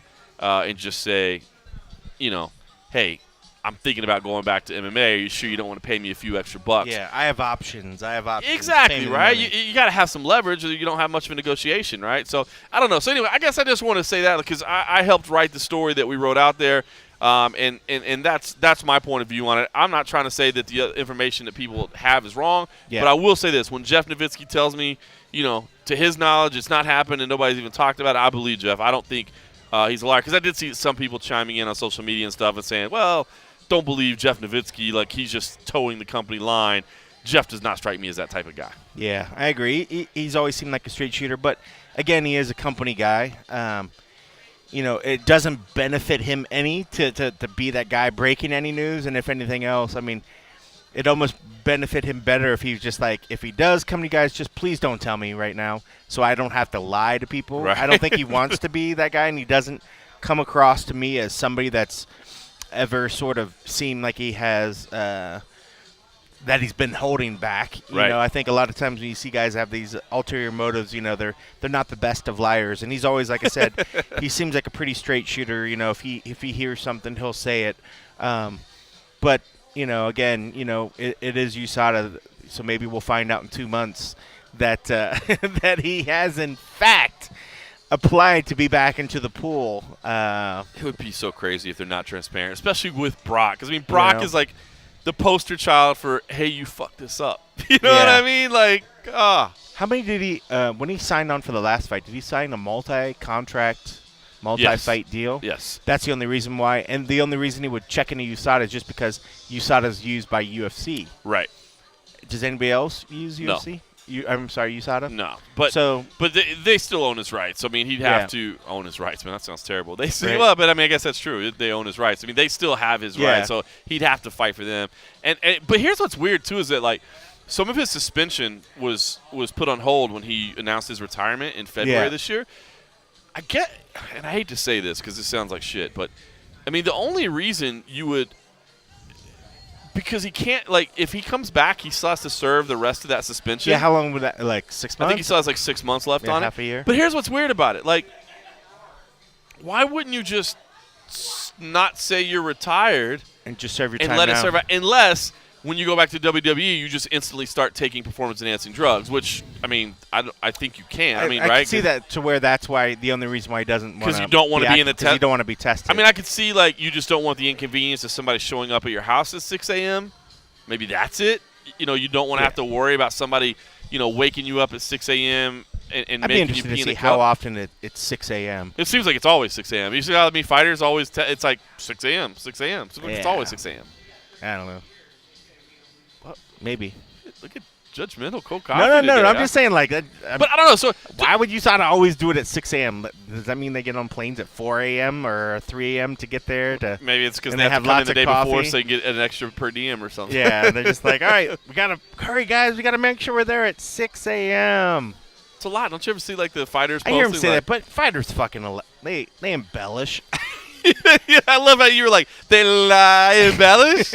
I mean, if it's 8 a.m., might as well say it's 6 a.m. I That's mean, true. I just, it'd be interesting if it in fact is 6 a.m. So let me ask you this. I mean, I do think they want to, make sure that they're there at the house. I would think 8 a.m. they would still be at the house. Most people would still be at the house at 8 a.m. So here's my question. 6 a.m. I ain't even asking my fucking door. Like, And bro, if so, I'm I'm still asleep, man. strapped. I'm strapped at 6 a.m. You come to my fucking door. Cold coffee and his guns. Cold coffee and his guns. Nobody in their right mind comes to a door at 6 a.m. USADA, 8 a.m. 8 a.m., fools. 8 a.m. The only guy on our staff who attends video chat meetings with a gun. They just happen. They're there. It's not like I'm bringing them to the meetings. They just happen to be there. Man. All right, so here's my question for you, though. So here's what really trips me out, right? Is, I mean, there's no doubt the UFC has had a bad first part of the year, right? I mean, no question about it. I mean, when we talked to Dana White about it, he didn't try to hide it. He was like, well, it's just a cycle. We're down right now. We'll be up, but he admitted they were down. I mean, there's no question that Brock is a superstar and does get views, does get pay-per-view buys, all that stuff. But honestly, like, let's say this is true. Let's say that, again, Jeff Nowitzki doesn't know that Brock is in USADA. He's got a service suspension, but, he'll be back by the end of the year. I mean, let's just assume all that it happens. Like, are you interested in watching Brock Lesnar fight anymore? Sure. Yeah? Same thing like this fight with Floyd and Conor. Two top-level guys and two different things, but it's such a circus thing. It's just a momentous sort of thing. Eventually, there'll be the days when we won't ever see Brock fight again. So for right now, I mean, I want to see it just because I can. I mean, he's just such a crazy, imposing figure that they just don't make dudes like that anymore. He is. So it's like it would be a disservice to myself if I didn't, even though I know it could be a completely, to borrow Dana's phrase again, shit show working with him again during fight week. But it's just so unique, and there'll be a time where we won't even have that option. It won't even be. It'll be an extinct It's true. thing. He's 40 now. Yeah. So the window's closing. I mean, like I'll take it up for just knowing that more than likely it would be the last time we'll probably see him in the octagon. I guess, I mean, it's funny because when he first came to the UFC, I said, years ago when he first came, I was like, come on, man, this Joker, dude, this is ridiculous. Yeah. By the time he left, I was like, don't go away, Brock, because, you see the numbers, you see the excitement, and I was like, fans love him. He is. Fans love him, dude, and he's a character. He knows how to work a camera. He knows how to work a press conference. You know what I mean? Like, he is kind of fun. It's a circus. Yeah. but it's a fun circus, right? So even I was like, damn, now he's going away. I wish he was back. Speaking of the last one though, that just triggered something in my head. So, but the last one, not only testing positive in that whole situation, but even just the fight itself, just kind of being lackluster or whatever. Yeah. Like I don't Who know, who would it be against? it took the shot. And that's what I'm trying to say. You Who know? would you match him up with? I was joking. They let go of Frank. Well, I was joking today that you could match him up with they could be like, hey Brock, we've got this kid named Francis Ngannou we'd like you to meet. Oh, you know good what I mean? Lord. Like, but Francis would just kill him. I think he would just tackle Francis. Yeah, you I think he he would just run him over? I think he would just run him over, bulldoze him, and just fucking lay on top of him. him.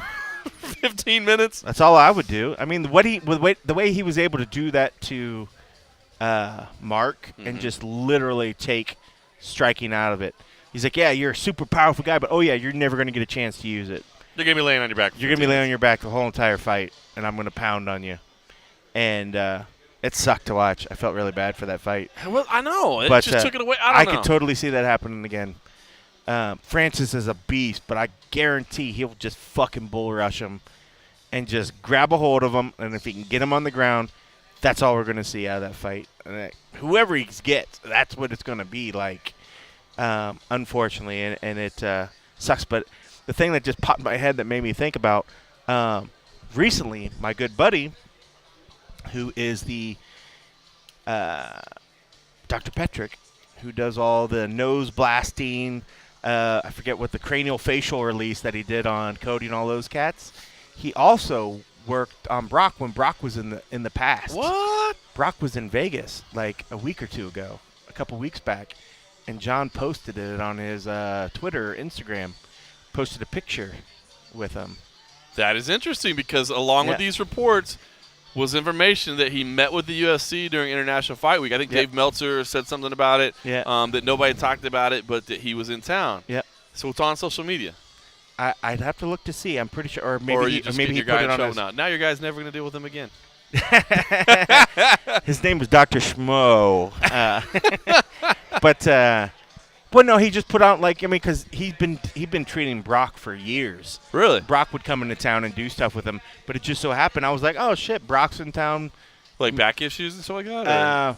I think back and just even if just training, just working and stuff like that. A lot of times he does some amazing stuff. Some people have really bad issues with what they call like frozen joint or frozen limb. Like, so say you can't only lift your arm partially, and it's a very, very frustrating. I want to say it's painful for these people as well, and they live with it for years.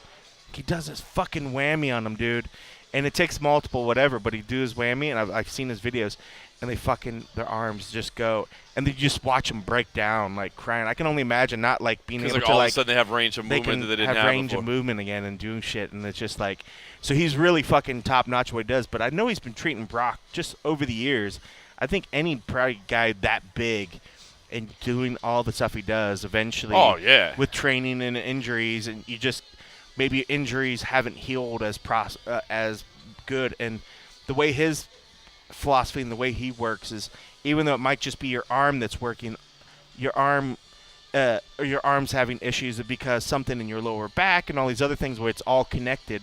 So he has a good way of finding that stuff, and he does these wonders on these guys. So dudes just come back to him. So I want to say he's been treating Brock for years, but I just thought it was just strange that Cold coffee breaking news. You didn't even know that there were reports out there because I know you've been busy. You didn't even know that they were I out wasn't there. really paying attention, but I did see that picture. I was like, oh shit, that's right. He was in town. So Look at that. look at that. Confirmation. It shows it. It shows it. Well, at least it furthers the possibility that shit could be happening or taking place or talks happening. I still believe Jeff Nowitzki. No, I don't. I still believe again, Jeff Nowitzki. and I guarantee, if anything else, it might be one of those things like, hey guys, if this starts even coming out, just don't fucking mention it to me. Don't even tell me. I don't want to have culpability of being able to Plausible deniability. Plausible deniability. He wants to maintain that because he is a straight shooter, and once you lose that, once you lose the fact where people can't take you on your word, you can never get it back. And I think it's good for him to have that. So I would, if I was in his case, like if there's even a possibility of something, until we know for something, I don't want to hear about it. Right. I don't want to hear about it. And you never know. I mean, dude, whether you want to say it or not, they're making a lot of money off the UFC. So it's in the USADA's best interest if somebody tells them, hey, by the way, keep your mouth shut about this. Just don't say anything. I mean, because do they have to because if he's not ready, if he's still literally retired, USADA's, are they under any obligation to have to say? They're not a government agency or anything. They don't like have that. to fucking say shit. Dude, if that turns out to be the case, then please don't let that be the case. The whole thing to me is for this thing to work, you have to be transparent. Just like the way like Texas messed up with Courtney Casey and wasn't transparent. That's why it's interesting that they're only using one organization. If they had maybe even a committee or some sort of oversight of the organization that does the testing, then I think they set themselves up to be more transparent. But if you have one organization that's controlling all the information, the fact that, we got these things, but, we're not releasing it even though we've had it for 2 weeks. Anybody can go to the fucking store and take a pee test and have the result later that day. The fact that they are getting paid millions of dollars and the test doesn't come out for 2 weeks is just shady. And I'd hate to think that there's some, deeper, darker reasons why they do things. Shit, I'm sure they're very busy with other stuff. I'm sure the UFC isn't their only client, But it's just iffy. But, yeah, I mean, it would be and it's not like we'd ever find that out unless Brock or somebody told us, oh, yeah, by the way, I did actually say something. They just didn't tell y'all for months. Because, yeah, I think they would lose a lot of credibility. I think so. But if they're not obligated, are they breaking any rules? No. And that's the thing. I mean, no. It's in their fairness. Maybe it's a client, client confidentiality or whatever. They're the patient. He's the person coming in there and he wants to do whatever. We're not obligated to tell the media or tell anybody. He's retired right now. I mean, they're not obligated to do it. Maybe he was just like, hey, guys, I'm considering this, but please do not make this public yet because I'm not ready to come out of retirement and start whatever. So I don't know. And again, it could be all just coincidence too. But I'm going to try to see if I can find that the picture and see if the times see if it matches up or whatever. What if all right, so you're interested in seeing Brock fight. Would you be interested in seeing Ronda fight if she came back? Yes. Yep. Yeah, for sure. Just for the eyeballs, just for the Well, she's cute. No, I'm just kidding. Yeah, for sure. I'd like to see Ronda and Misha. But I think that's partly because it would get us Misha back too. I was gonna say, if you would have asked me, do I want to see Misha back, I will give you 110% yes for sure. Absolutely adore Misha. I do too. I think she was a good fighter. I would totally watch it. But even if not, I mean, like, as much as Ronda towards the end was kind of hard to handle at certain points, and when it got to just the no access and certain things that made it frustrating to do what we do. I still completely respect her for everything that she's done for the sport and everything she's done. I would, for me, if all it what if she came back and like didn't do any interviews again, though? I'd still watch it. That would piss me off. That would piss me off. I mean, I'd be upset, but I mean, it doesn't still change what she helped open up and what she helped do. I mean, half of now what we cover, or 3/4 what we cover, is the women's divisions, and if it wasn't for her, if you'd asked me if I want to see Royce Gracie fight, it fucking sucks watching him fight, but I would still watch him fight. Okay, well now I know that there's no sense of me even asking anymore. We're like, hey, that dude over there emptying the garbage, would you like to watch him fight? Like, yeah, I'd like to watch him fight. If he did what they did for the sport, then I would. It's not just watching any random person that sucks. I was like, wow, I'm getting some insight. Like, nah, you just really want to watch anybody fight. Well, I mean, so you're equating Royce Gracie to a guy that empties garbage? Is that what you just did? That's cold. Oops. That's cold. I didn't mean to. I'm equating him to the guy that helped start UFC and shit. I would still watch Ronda fight against. I mean, I think you have to selectively matchmake her. I think at this point, her shortcomings have definitely been exposed as far in the striking department. I mean, it was always a question mark now, but definitely we know its shortcomings. So I think you'd have to be creative in the way I don't want to watch her fight Amanda Nunes again. Oh, oof. You know what I mean? Unless you really want to see just Amanda pound on somebody. I have zero desire to see that. Probably wouldn't want to see her fight Valentina Shevchenko. I might Juliana Pena. I wouldn't mind seeing that one. Shevchenko? Yeah. I think Shevchenko would piece her up, I think she would beat her, too. But, man, both very attractive and fun to watch. Pena, I would watch that fight because it'd probably be a grappling fight. I think she'd beat Pena. I do, too. I think that'd be a fun fight. Just looking at our rankings here. Tanya Evinger would be a fun fight. I mean, obviously she's making a very big step up against Cyborg here at UFC 214. But that'd be a fun fight. So, I don't know. I'd still watch her fights. I don't think she's coming back, though. I mean, obviously, we remember Dana White told us he believes she's probably retired. But I think she's I don't know, probably just- retired. I But think she is, too. I would definitely watch it if she did. I would have eyeballs. But I mean, who wouldn't watch it? I mean, You'd watch Hoist Gracie the Garbage Man. Oh, you just called him a garbage man again. No, he's a That's legend. fucking Hoist Gracie. He's a legend. I will say, man, You're terrible. one of the coolest experiences I've ever had in my life was the opportunity that I got to do with Access TV Fights. When Michael Chavello, his passport was stolen out of his car, and so because of that, he wasn't able to make the trip to Brazil. And on short notice, I got the short notice call up to broadcast Access TV Fights in Brazil at the Bope training ground, the Special Forces training ground in Rio de Janeiro. And it was me and Hoist Gracie calling fights.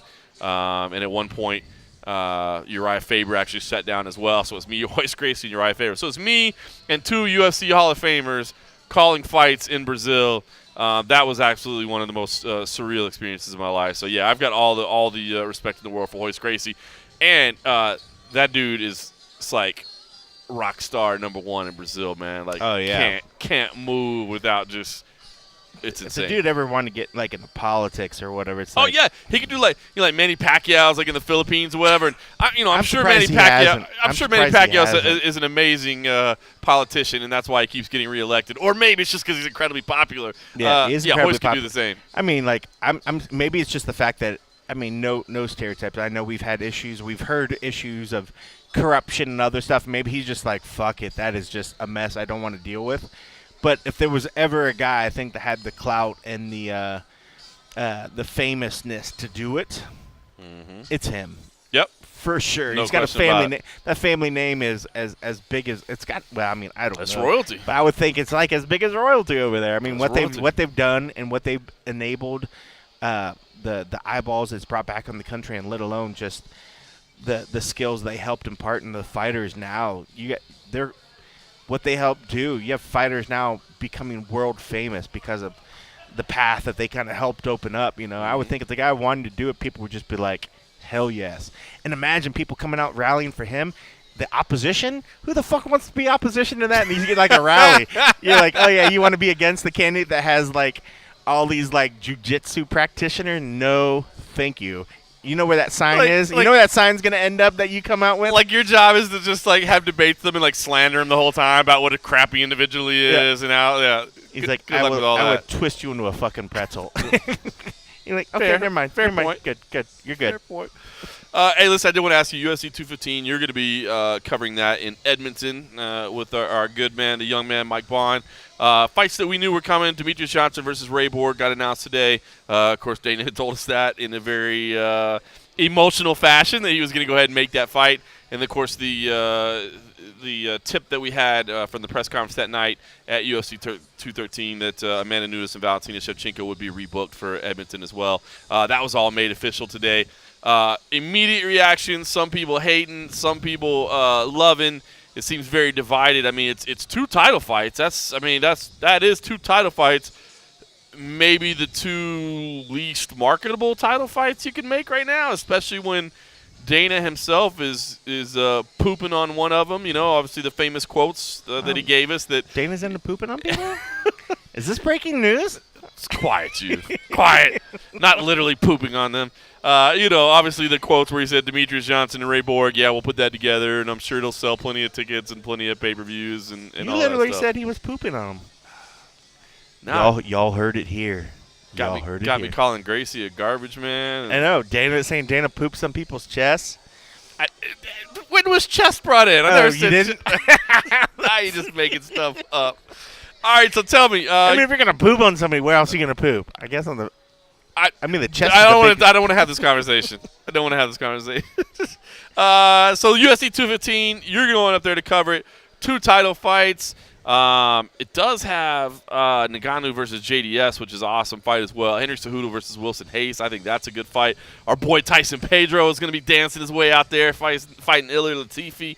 So there's some good fights in the card, but I don't know, these two title fights, what do you think? Are you stoked for that? I mean, I know you'd watch them fight because you watch anybody fight, but, I mean, where's the garbage bin at? is this a shitty lineup, or is this a good lineup that people just – it has some weird circumstances around it? Because I hear some people saying, like, well, man, they just threw this together because, Dana already hates the flyweight fight. Now he hates the women's fight. He's just F both of them and put them together.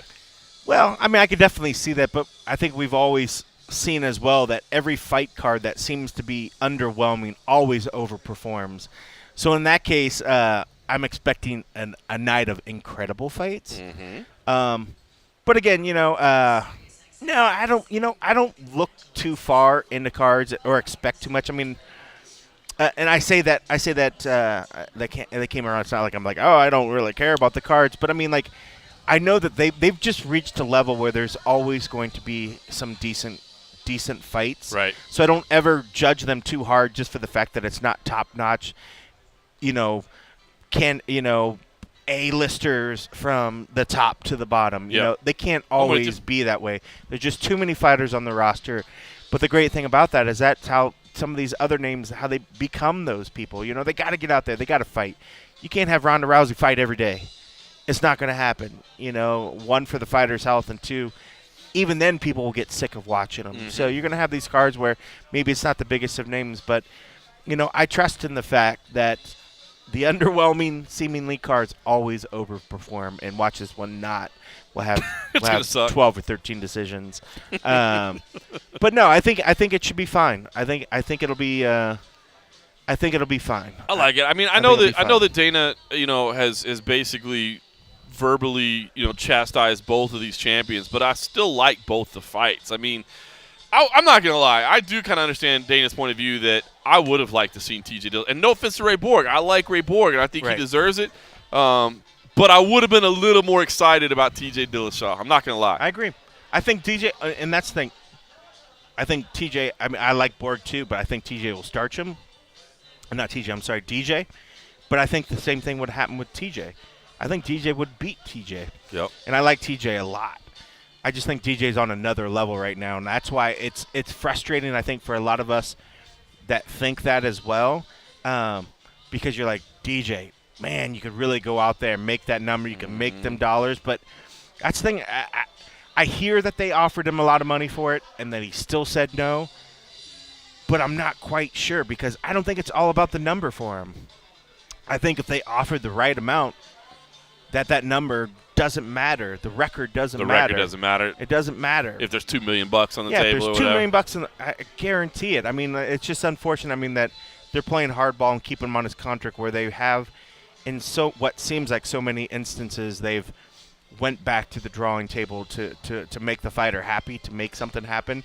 And for whatever reason it is, they're not doing it for a guy. And this is the guy that I think the UFC got a lot of grief where a lot of people are like, when you have certain legends or whoever, they're like, dude, it's so-and-so. Just give him what he wants. Right. They did that for Ronda, where, they bent over backwards. Even, and granted, these are people that brought a lot of money. Maybe when it comes down, it sucks when you think about that's when it comes down to. They like to say, oh, well, I'm going to do this square for Conor because he helped. He's been over. He's done what we wanted. Ultimately, that's saying he helped make you a lot of money. That's right. So you're willing to do whatever. But that's a business. That's a business. But also in the same sense with the respect of the sport, the history of the sport, the legacy of the sport. Here's a guy that's literally pushing history, or already. He's the only champ that they've had in that division. I mean, he's already setting records for the defense of that one easily. But now he's at the precipice of setting the record of the all-time for the organization in the terms of defenses or whatever. Mm-hmm. And yeah, the guy wants a little bit of money, but now you're drawing a hard line. Like what's that threshold? What is what's the part where you're finally like, okay, this person deserves it. Right. What is the final straw to say, all right, he's done enough? I mean, already when in terms of bringing up that division and making it, I don't want to say legitimate because they're all legitimate fighters, right? But bringing credibility in how badass people can be in watching that division. Just got named Fighter of the Year. Yeah, just got named Fighter of the Year. He beat your boy. Man. He beat your boy out. Yep. So, but also I don't know what the number is. I don't know what DJ's asking for. maybe if we heard a number and it's like, oh shit, all right, I get it. Sorry, DJ, I love you to death, but I'm not going to pay you $5 million to fight TJ. Right. That's not going to happen, you know. Especially if for the longest time he pushed for his contract. He pushed for his contract to be like what it is now, and now all of a sudden he wants it to really switch up. But also, they are making a bit of a circus show. I give that to his credit as well. This is not a typical defense of his title, even though they were going to make TJ come down to his weight class. Right. So it's not that they're like, all right, hey, for a fun thing, we're going to make you have to go up 10 pounds. Right. And then fight this guy. Yeah. You know, it's still within his normal weight range, so it shouldn't be. So it shouldn't be to the point where he's pushing as hard to say, all right, yeah, this guy isn't the number one challenger because, I mean, this is a former champ. You got to give a little leeway to that. He has credibility. You know? Has credibility, and he's making it into your weight class. Yes. You know, so I would think that if it was just a little bit more money, the UFC has no problem. So say his contract's $500, and $500 if he gets the win, I don't see where the UFC would balk at $1 million. But that's why I'm wondering I think his what the amount contract's like is. $350 and he wants $2 million. Yeah, $350 out the door. Flat, I believe. That's a big difference. That's a big difference. Huge. What is that? 600%? Yeah. Or something? I'm not a mathematician. It's like 7,000%. It's like 7,000%. I don't know. I just, here's the thing is I'm happy for Ray Borg. I mean, Ray Borg is going to get a nice new contract out of this, and the guy is good, man, and he's had to play along for this ride. You know what I mean? Like, which kind of sucks. To be a top contender and have Dana come out and be like, yeah, great, everybody wants to see Ray Borg. He's like, I mean, not that there's anything wrong with Ray Borg, but it's like, so I'm sure that's kind of hurting his feelings a little bit. But now he's going to get this opportunity, so I'm happy for him. But I got to say, man, I think seeing Demetrius and Dillashaw would have been more exciting. I think that would have moved the needle a little bit more. You know what I mean? People I don't think there's any doubt about that. So before I forget, when was International Fight Week? It's UFC 213. That was right around what, July 3rd, 4th, that general area? In fact, it was, let's see, UFC 213 was July 8th. The Tough finale was July 7th. So if I show you a picture from July 3rd. There's Brock Lesnar in Las Vegas on July 3rd. Hit up Cold Coffee if you need visual proof. I'm not going to send this picture out. But that's on social media, right? Well, that's my buddy's Facebook but he didn't text account. it to you. No, it's Facebook. It's his Facebook. It's so a be public friends. Facebook account. I don't know. I don't know if you can see his shit if you're not Facebook friends with him. But whatever. It's not like I'm going to fucking lie to you, motherfuckers. I love you. Mom. But trust me. Yeah, Mom.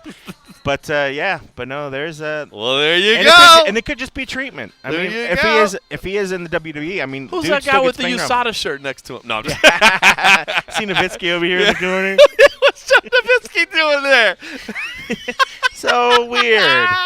So bizarre. So, but yeah, that's just crazy. But yeah, that popped in my head when we were talking about it. I was like, wait a second. I thought I was doubting because I thought I couldn't find it. I was like, oh, maybe he pulled the picture. But, yeah. You're like, we got to go back and redo this whole segment. No, I just be like, oops, I can't find the picture. Maybe he pulled He's like, it. you think I'm redoing a segment? We haven't done it yet. 121 episodes. You think we're redoing a segment now? Well, we have when I've forgotten to hit a button once. Oh, yes. And now I always try to just tease you. It was and the say I don't best segment in history that you didn't that you'll record. never hear. All right, well, listen, as you can tell, the frosty beverages are going down smooth on this thirsty Thursday afternoon at Boomers. So here's what we're going to do. We're going to re-up, and while we do that, I did want to play the other audio that we got on Tuesday night, at the NY's Tuesday Night Contender Series, because it was Paul Felder, who had a very funny story about having one stitch in his eye, which was hilarious. And props to Paige Berger, the UFC PR, who was trying to tip me off to ask him about his one stitch because she's like, it's a great story. But in her rush to tell me, she's like, ask about Stitch. And I'm like, yeah. The fuck would Paul Felder be talking to Stitch for? Like, Stitch doesn't even do UFC anymore. And I was like, what? Unfortunately, Paul Felder heard, and so he started answering it. But great reviews for his commentating debut, and I'm sure now Paul Felder is a Team Cold Coffee guy. Now that you know that you're he's a theater guy. Fellow theater guy. Yeah, I was gonna take over the interview and be like, Dude, so let's talk theory. Are you like method acting? I mean, what do you do to get into character? I thought it'd be kind of fun to just ask him what his greatest role was, and then everything he said after that, I have no idea what it meant. So I was like, wow, Yeah, he started talking about a different play, and I I am was just like, so out of my element. I have no idea what he's talking about. So It was cool. While we re-up, hear from Paul Felder, who made his broadcasting debut at Tuesday Night Contender Series, and man, feedback overwhelmingly positive. For 4 hours. About Stitch? My single stitch. Oh.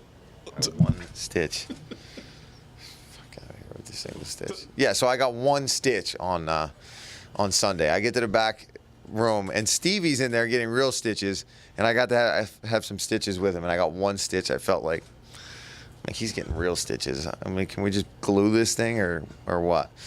But it was cool. I got to bond with him backstage, actually. You know, everybody knows that me and him have always had nothing but respect for each other. I knew it was a fight that was eventually going to happen, and you know, it is what it is. I had to do what I had to do, and I'm sure he'll go on and beat some other people up. So, What's it been like between then and now? I mean, it's got to be kind of a whirlwind thing to fly from Europe and get set up and totally change job descriptions. yeah, it's exciting though. You know, this is something I've been dying to do as an actor in college, and not having been in front of the cameras that way in a long time. It was super exciting, just wrapping that thing up and going live, being live again, and you got to go and do what you're going to do, and there's no going back. Once that camera's rolling, we're rolling, and it was fun, man. I'm kind of just still all over the place because I literally just fought 2 days ago. I was talking about it yesterday, and I was like, yeah, my fight, when I fought, I'm like, I fought last night, and I'm in Vegas now doing this, and I'm going home tonight, and I'll see my daughter and all that kind of stuff, and eat some junk. I've been eating plenty of junk since I've been here, though. It's been fun. That's one thing I've been getting done. Were there any surprises for you? We didn't get to hear the commentary, obviously, because we were in there, but, looking at social media, positive feedback, it looked like overall for you. How did it feel? It felt really good. The opening felt fun with Brendan, and then we got going in the fights in the beginning. We were feeling each other out on who's going to speak when, and just getting a rhythm. But I'd say by the third fight, when Lee was fighting, is when I feel like we really kicked into overdrive and found our rhythm, and then we started having fun. And then we were both standing up in the booth and not sitting down. I was sitting down for a while just because I was like, well, I guess I should sit down. And he stood up, rolled up the sleeves. We got some black coffee, and started having fun in there. We got one contract given out tonight with Sean OMalley. Tell me what you thought about his fight, his performance, and his place in the UFC. And all the research I did on that guy, I was impressed. We were both impressed. And I knew if he could do what he's been doing in his career, he would be the one to get signed, because his style is always exciting. Like Dana said, it's not just about what you did tonight. It's about what you've been doing and what he thinks you can continue to do. And that's a guy that we think is got the abilities to go and be unorthodox, and he's got a look about him, you know what I mean? And I hate to say that matters, but it does. But first and foremost, the kid gets knockouts, so that other stuff's just icing on the cake. So, What'd you think about, I guess, not necessarily the main event, but the final fight of the night? A little bit of controversy there. How'd you feel that unfolded? Was it done properly? What'd you think? I did have to look at and watch it with everybody else and see the replay, and they were the back of the head. But I was impressed with Angel coming out and throwing bombs and getting inside like he needed to do. I think that's another guy you give another shot. Maybe you bring him back in a few weeks, or if the show continues to go the way it's going down the line, give him another chance, because he took it on short notice, first of all. Took it in a weight class that's not really his weight class. And then almost gets the finish. Then there's a stoppage. You give the guy time to recover. I'm not taking anything away from Spawn. I thought that was even more impressive, that he's almost knocked out and can come back and get a sub. But I think I'd like to see Deanda again, too. I think a lot of people thought Ton Lee might deserve a fight contract as well. What do you think that's like? I mean, being this close, going in and putting in a nice performance, and not getting what you want. Man, that's the one thing I can only imagine what that feels like, because I'm there now. So when I win a fight, it's like, all right, there's nothing else you're waiting on other than the bonuses. Sometimes you get them, sometimes you don't. But you still won your fight. You got your job. These guys, it's like, oh, I won the fight. Duh, that's what I was here to do. That's not all I'm here for. They're not here for the money. They're here to get the contract. So I really feel for the guys that got finishes tonight and still can't get a contract. It's just but it's cutthroat, man. That's our business, and if you don't get used to it now, then you should just give it up. How much through your career, when you're watching back your fights or watching other fights, have you paid attention to the announcers? All the time. I always listen. Like one of the things I like to do after one of my fights is going to listen. Like Dan Hardy, he'd never call one of my fights. I was like, oh, I want to really hear what Dan. And I loved it, man. He lost his mind when I landed that knee. Being a Muay Thai guy himself, Dan was just going nuts when I started landing the elbow. So I do appreciate how good or bad they are with calling my fights. So that's why when I'm calling these guys fights, if I mess up a name or flub my own stuff, I don't want to do that to these guys. I don't want to taint their footage. As a current fighter, though, do you find it difficult to be maybe critical of times of like, hey, I know this guy's going out there and busting his butt to try to get a contract and all this stuff, but it's still your job to kind of assess what's going on? Yeah, like it's like Sidney Outlaw tonight. He's a former teammate of mine and a guy I like very much, but I was pretty harsh on him because it's like you're here to get a contract, right? Or are you here to win whatever money you're getting on your contract for the one fight tonight, because that's what it looked like. And I'll tell him that, honestly, he knows that. He's probably upset right now because of that. How many of those guys, besides the two in the main, do you think would be afforded another opportunity to prove themselves? I mean, you have guys like Don Lee, who has actually already participated in the Ultimate Fighter, and now this. Like, how many more chances would these guys get, do you think? Yeah, that's the problem, right? I mean, he's already been on Tough. He's now on the Contender series and still can't get it, and didn't do anything wrong. Almost, got a knockout to get into the house. Then comes here, gets a beautiful head kick, knockout, and hammer fist finish against a really tough boxer. And it's like, I don't know, man. That's the question. But I think if this show keeps going the way it's going, and if it takes off, you maybe just don't get one opportunity. Maybe you get 2 or 3, and you're still getting paid. You're still fighting. You're still putting wins on your record. So that's what I like about the Contender series is it's just elevating these guys' performances, but they're still getting paid and they're still getting wins. It's not like they're just for the Ultimate Fighter. You're kind of doing it for nothing. Other than to get that contract, you don't get it. They don't even go on your record. That's a knockout on his record. No matter where he goes for the rest of his career, he's got a beautiful head kick TKO pretty much. So that's what I like, that it's sanctioned, that it's all legit. What was your greatest role as an actor? Greatest role as an actor would be Porrick in Lieutenant of Inishmore, which I did with Theater Exile in Philadelphia. It was the baddest ass play I've ever done in my life. So shout out to Theater Exile back in Philly. They put on the rawest, realest productions back then. But some of the funnest I ever had was at the Walnut Street Theater with this play, The Eclectic Society, and it was like 6 guys I actually went to college with that were all in it with me. So I mean, and we're all making like almost $1,000 a week, union theater actors. We were just being absolute idiots every single night. So it was a good time. Make sure WME knows to holler at you. You got your acting chops? Hey, come on. I'm doing commentating now. I'm still winning fights. I need to get back in that. And I don't want some silly, I'm playing myself role again, which was awesome that Rob did that because he got me started. And It's Always Sunny. But I'd also like to actually do some real acting. Are your jazz hands as good as your fighting hands? They're a little slow. I haven't, had to bust out the moves in a long time. And singing was never my thing. So don't even go there. Don't try to get me to sing, and not even karaoke. I'll be the guy sipping the beer, laughing at everybody in the background.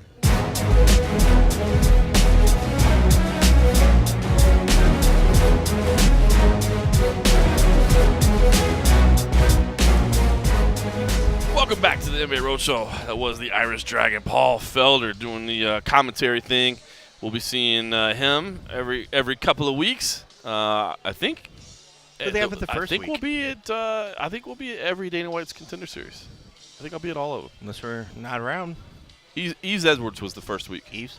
Yeah. So they just use them for their filler, or they're they're all going to swap around? Yeah, in fact. So is Eve next week? And I'll be honest, man, I forgot the guy's name that was broadcast. So the broadcast, like, there's 2 teams. Yeah. And they'll alternate I each see. week. So it's not just the fighter, it's the other guy as well? Yeah. Gotcha. And they're going to rotate each Call week. I him forgot Robert. the guys the first week. I feel bad now. Although Laura Sanko is there every week doing her thing. So she's doing she's doing the backstage interviews. Okay. Yeah, because you haven't seen a broadcast I saw her in the yet. room, and I was Yeah, just yeah. like, oh, there's Senko. I was like, what the fuck was she doing there? Because I didn't see her anywhere. Oh, did you notice her there?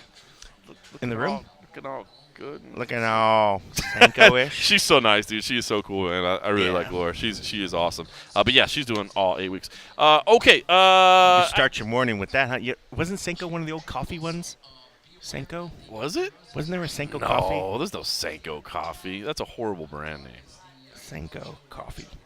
Let's see what the Google says. Ah, my fucking internet's not working. Isn't there a Senko? You're so right. Yes, there's a Senko. I was going to Actually, say. it's called Senka. Senka. Still, but my joke would have been. That is a horrible how brand good would name. it be to wake up and start your morning with that? I see where you went with that. What? Okay. Sir, I don't Yeah. believe you should be talking about Laura Senko like that. I wasn't. I was talking about Laura Senka. Her cousin. All right, moving on, sir. Hey, the last thing I want to talk about, did you get a chance to watch the Real Sports episode? No, I need to. I watched it. Really good piece, man. Kareem Zidane was featured very prominently in there. I'm sure he's got to be proud because, I mean, this is a thing that he's been following and Was he covering. really? Oh, yeah, very prominently. Like, it's Well, not. I know he's been following, but Oh, I didn't yeah. realize. It's What does not he have like- to do with like HBO Real Sports? Nothing. They just had him on as a guest to talk about it, as very an cool. expert, basically. You know that he was one that had been chasing this story for a long time, and Yeah, he was dude's featured been on it. incredibly prominently. You know, it's funny because here's what's interesting: is where do we go from here with this story? Because I'll be honest, I mean, through this series of stories that Kareem's done, I'm not gonna lie. My bubble is so small, my life is so small. I live inside MMA. Totally live inside MMA. I have no idea what's going on in Chechnya. It sounds awful. What they're saying is true. Now, pretty fucking especially the purge of Yeah. gay men. I mean, come on, man. And then it seems that the whole.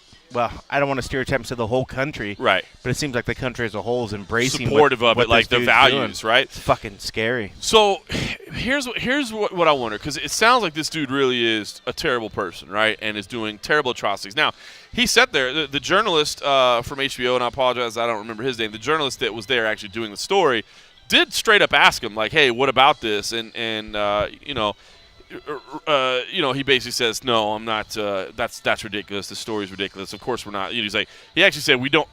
It was very Pam-like, and he's like, we don't do that. We don't even have gays here. If we did have them here, let them go to Canada. They're not even in this Yeah, we don't country? even have Oh, gays in our good country. So it's Lord. like, so you're basically like, I mean, anyway, ridiculous. But here's what's interesting. Where do we go from here? I've heard a lot of people. I've seen the chatter online.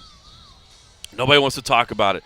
Nobody wants to talk about it. And the real accusations have been nobody wants to talk to the fighters that have done it, that have taken money from this guy because they're afraid to lose those contacts. I don't think that's the case. And in fact, it looks like we're going to be doing. I've been in talks with Richard Hunter. It looks like Richard Hunter and Frank Mir want to get together with me and you again, do another swap cast like we've done before, which is fun. Frank Mir has been a guest over there before. David Scott. Scott is the gentleman's name. Yes, the gentleman, the Correspondent for HBO. Real Sports. Frank Mir has taken some money from this guy before. He's been a guest over there. So Kadyrov? yeah. Ooh. So I think we can definitely ask him about it, how it Yeah. came about. But I wonder exactly like where.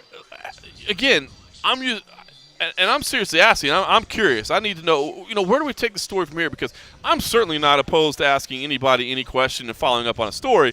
My life just generally revolves around fights, pretty much. Live fight to live fight to live fight. And I'm used to covering pretty much what happens in the cage more than anything else. So I just wonder because, can a guy say? Like for instance, 3 of their fighters are on the UFC roster right now, right? Are we supposed to say that the UFC shouldn't allow those fighters to be on the roster? Like by having them on the roster, you're agreeing with this guy who is. I just don't understand where it's supposed to move, and I'm being serious about this.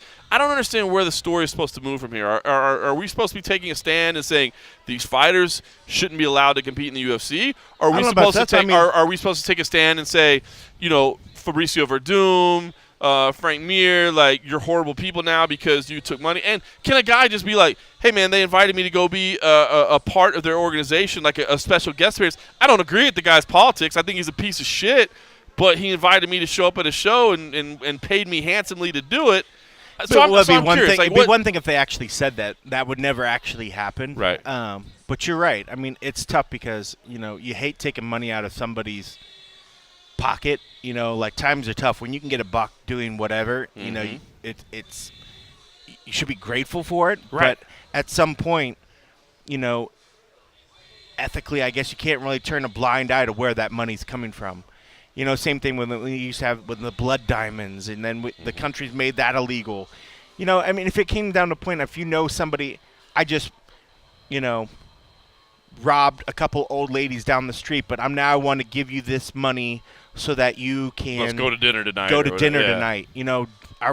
Should we be okay with So turning what about a blind the eye? guys? What about the guys from Chechnya who, I think it's from all accounts, probably have a shitty life. Yeah. Other than the fact that, would have had a shitty life, except for the fact that they're sponsored by this dictator who is paying for their training, paying for their bills, allowing them to Right. live out their dream. Like, are we supposed to stand against them, or are we supposed to stand against the UFC for allowing them to be employed? Well, I mean, I definitely think we could ask them about it, ask them about the thoughts, ask them if they've seen any of these atrocities that are definitely supposed to be happening, Right. to see what they say. We could do that part and try to bring awareness, and then if they don't want to answer, I mean, it's not like you could pull it out of them. But I mean, the thing is that the UFC has went on record and has done things where they've been supporting I forget what one of the campaigns. It was back when I think somebody said something that upset the gay LGBT community. So the UFC went on record and was like, "No, we support the community." Oh, I think that was it was Dana used to. It was like either Dana or somebody. I don't know if it was actually. There's been Dana, a couple instances where but there's been a somebody couple said instances. like slurs or whatever. Yeah. So it's rough for them to then just say, oh, "Okay, yes, we support it when it's in American mainstream," but when, I think if a fighter openly says something, it's hard for them to turn a blind eye to it. I think just for the fact of a country where somebody comes from, you can't probably hold that against them. I mean, I don't think that seems fair that, oh, hey, you're Russian, but Putin's a real fucking asshole and I'm sure has done lots of things. So therefore, you can't make a better life for yourself. But I think if you're aware of things, or if you embrace it and maybe think that it's okay, then maybe people can, by popular demand, you start thinking, this isn't a person we want representing our brand, and maybe they start phasing them out. I mean, I think it's tough because I know certainly, I mean, I could see where some of these stuff, I mean, like, I think I struggle with fucking school loans and other shit, and I know if there was an influx of money, I'd be like, wow, this is great. Right. But then, you have to answer your conscience, and eventually you have to answer the fact of, where does this come from? Where does money come from? Am I happy knowing what it is? And at some point, I'm not the most religious person, so I'm not worried about, facing my God someday and saying, oh, I took money from a known whatever. But I would want my friends and family and people around me to think that I'm a good person, because you are, in a sense, you're guilty by association. If you're willing to take money but have a blind eye of where it is, I think it's easy for us to judge somebody that didn't come from that scenario, like, say, like a Fabrizio and all these other guys. Say if this guy is, this guy's a warlord, and I mean, he's done, I'm sure, terrible things to reach the level of power that he has done. Pretty amazing atrocities.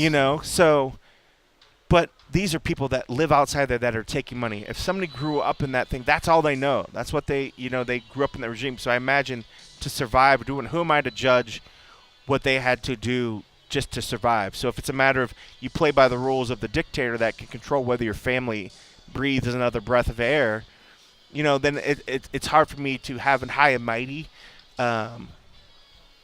view over that. Yeah.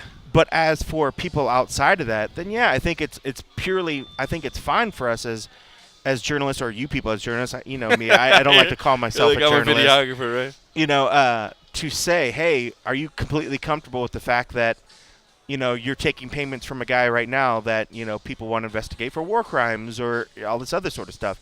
And those are the kind of questions that, you want to ask, because eventually,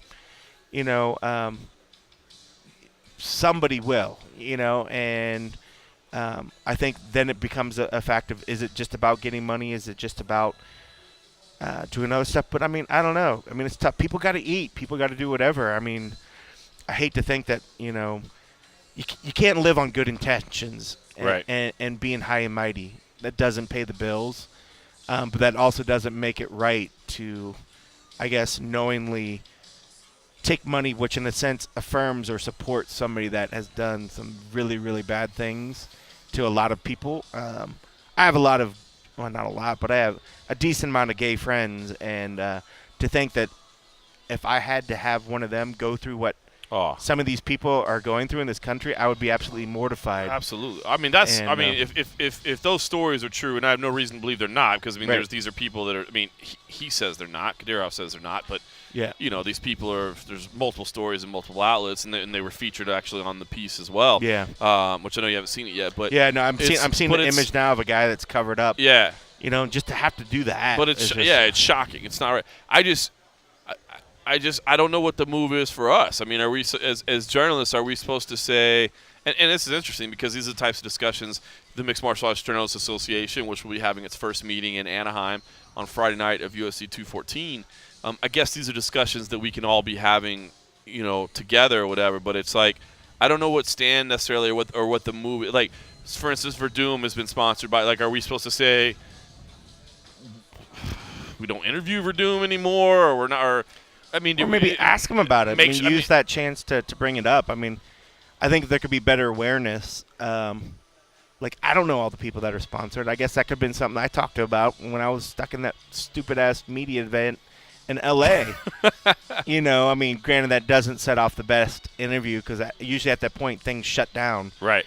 You know, but I think it is valid to bring that up. You know, Oh, definitely. You know, because I only think about it usually when I think of fighters from Chechnya. Then I'm like, okay, but I have no idea of all the fingers that this guy has out. I mean, like, there's a lot of money that could be sponsoring a lot of guys, and it's an unfortunate because I think it could be the money is probably doing a lot of good for a lot of people, but it's unfortunate how this man has risen in power and what he's doing while he's in power. Right. That, you know, I don't think it's not like anybody that's taking this money. I don't think Fabricio has any hatred in his body at all towards gay individuals or anything like that. But it's money. It's that, incredibly you know, possible that he took some money and didn't know. Right? Yeah. I mean, like, had no idea the track record. Right? Right. I mean, I didn't know about this guy's track record. I'm not going to Yeah. lie. Had it not been these articles. Until, like, you know, I've seen some of these ones that Kareem I've always said Kareem, Zidane, but yeah. Kareem, whatever. I've always said That Kareem. this I guy, apologize if it it's was Kareem. I've always said Kareem. In my head. I've never met the guy, but I mean, I wouldn't know anything unless it was for some of the stories that he's written, you know. So until people like that point stuff out like this to me, you know, like I'm like, yeah, I live in a bubble. I mean, and I'll be the first to say I hate considering myself a journalist. I don't feel like I'm a journalist because I don't research these sort of things. Right. You know, I just research on how to try to make a pretty picture and some of the gear out there, and that's all my brain can handle, you know. But I want to be better about trying to do those sort of things so that if those situations arose, I want to maybe try to be better at trying to do those sort of things. I'm sure I would be the worst interview at trying to ask him, but there's nothing about a casual conversation with Cold Coffee talking about Chechnya. Oh, yeah. Cold Coffee's Chechnya casual conversations. You know, and then Well, that's interesting, Cold man. Coffee's never seen again. It was a good piece. It was a good piece on HBO. Yeah, It's I need to funny. go back and watch it. Definitely, if you haven't seen the piece, go watch it on Real Sports. FYI, if you're just interested in this, I order my HBO through Apple. What do you call it? Apple TV. It's less expensive than it is through DirecTV. Plus, you get everything on demand. So instead of, like, you know, trying to record stuff or whatever, the bad thing is you don't necessarily get it live. Like, I think the on demand comes like a day later or something, like, you know what I mean? Like, it doesn't, like, when it's things like this that are released on a certain date, it does not, like, I can't necessarily tune in right at 10 p.m. Speaking of HBO, so I didn't get to watch it till the next day, but definitely watch it and stay till the end too. First of all, I love Real Sports. I watch every episode. I love that show, man. It's so good. But at the very end, Gumbel takes a fucking shot at Mayweather-McGregor. He's basically like the way this thing played out, the racist, The tour? the way the tour yeah. played out, the way the racism, the you know, overtly racist type scenarios that were set out there. He's like, it was horrible, and it says a lot about people that buy this card. Basically, just saying it's not worth your money, and you're a piece of shit if you buy it. So I thought that was an interesting way to close the show. That's fucking crazy. Anyway, what were you gonna say about HBO? Even though I know you saw this, did you watch the Game of Thrones? No, I didn't watch Game God, of you Thrones, you suck. weirdo. You suck. Hashtag dork. See, well, look at that, man. You're worried about all this shit in Chechnya, and I'm like motherfucking Talk about some dragons. Dragons and Dragging shit, my man. nuts. You got to get to fucking Dragonstone, get that goddamn dragon glass to fight, because winter is coming, John. Winter is coming. Interesting stuff. Definitely go watch that piece. It was good. And like I said, props to Kareem Zidane, who helped make this happen. I mean, obviously, I think it's his stories that pushed this, that probably got people's attention. I haven't heard HBO directly say that, but the fact that they featured him so strongly in the piece would alert me that probably was a big part of how they got interested in the story. So I am kind of curious. If you want to hit me up on Twitter just to tell me what direction you think it should move in, let me know. I will be more than happy to ask anybody about certain stories or whatever else. I'm not that guy. And yeah, we'll have the Journalist Association meeting next week, and maybe we can hear what people think about that. I'm not really in charge of that. That's Dan and Ben. Yeah. So I don't really even know what the agenda of the meeting is, to be honest with you. But maybe that's something we can bring up. So anyway, I don't know if we're that far. Yeah, I don't know. That's what I'm saying. I don't know if we're that far along yet that we can start having like informational discussion stuff, or if it's just like an introduction to everybody. I think I still have to pay my money to it, so I'm like, well, that too. All that other stuff. So who knows? I'm waiting for I got that email thing that they added me to some group. You're part of the group email or whatever, and I logged in. There was absolutely nothing inside the group folder or whatever. So I mean, I think it's just that bare it's just bones getting started. together. It's getting started. But I did notice in this, because I did a search and I was trying to find some clips about that HBO Sports. But I know how you love on the hating on the nerds, but on the bottom underneath where it's got the, am I saying his name? Katarov? Yeah. Katarov, whatever. There's a trailer for Marvel's Black Panther. Did you know Black Panther is like the richest of the Marvel heroes? Much more than Iron Man and all those guys. Did you know that? I didn't know that. Yeah, you should. Look And that up. how would anybody know that? They're fictional characters. No, that shit's like real, dog. Ask Angela Hill. She'll tell you all about it and about how Black Panther, look it up, y'all. Black Panther, he's really rich. Much more than What about Tony Stark? He's much richer than Tony How Stark. can he be richer than Tony Do Stark? you know the metal that they make Iron Man's uniform out Right. of? It's mined from his country, and they have like the world's largest like stockpile of that, and it's like one of the most durable whatever minerals or elements or whatever. It comes from his country. So like Tony he Stark owns it all, or now he's a dictator. It's like their family is like runs the country or whatever. So like imagine like if this was like the most important metal in the world, and my country has the biggest stockpile of it. So he's like super duper rich. Much more so than Tony Stark's. I feel dorkier already, dude. Yes. Just literally what. Let me get the Damon last 2 Martin on the minutes. hill right now. I'll get him on the line, and he'll confirm. Yeah, that actually came up. We look back when we had the Angela Hill interview in the back. She was all started talking about because she wanted to walk out with a Black Panther, and they didn't allow it. And so we got on the discussion about Black Panther. People don't understand Black Panther, man. He's legit rich.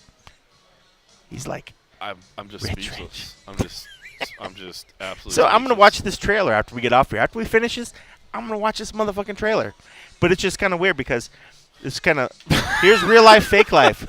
There's the fucking dictator, and then there's the Black Panther trailer right underneath it. Wow. That's good internet right there. All right, crazy stuff there. All right, well, listen, thanks for listening to us rambling. It's been a nice thirsty Thursday afternoon. It's still daylight outside.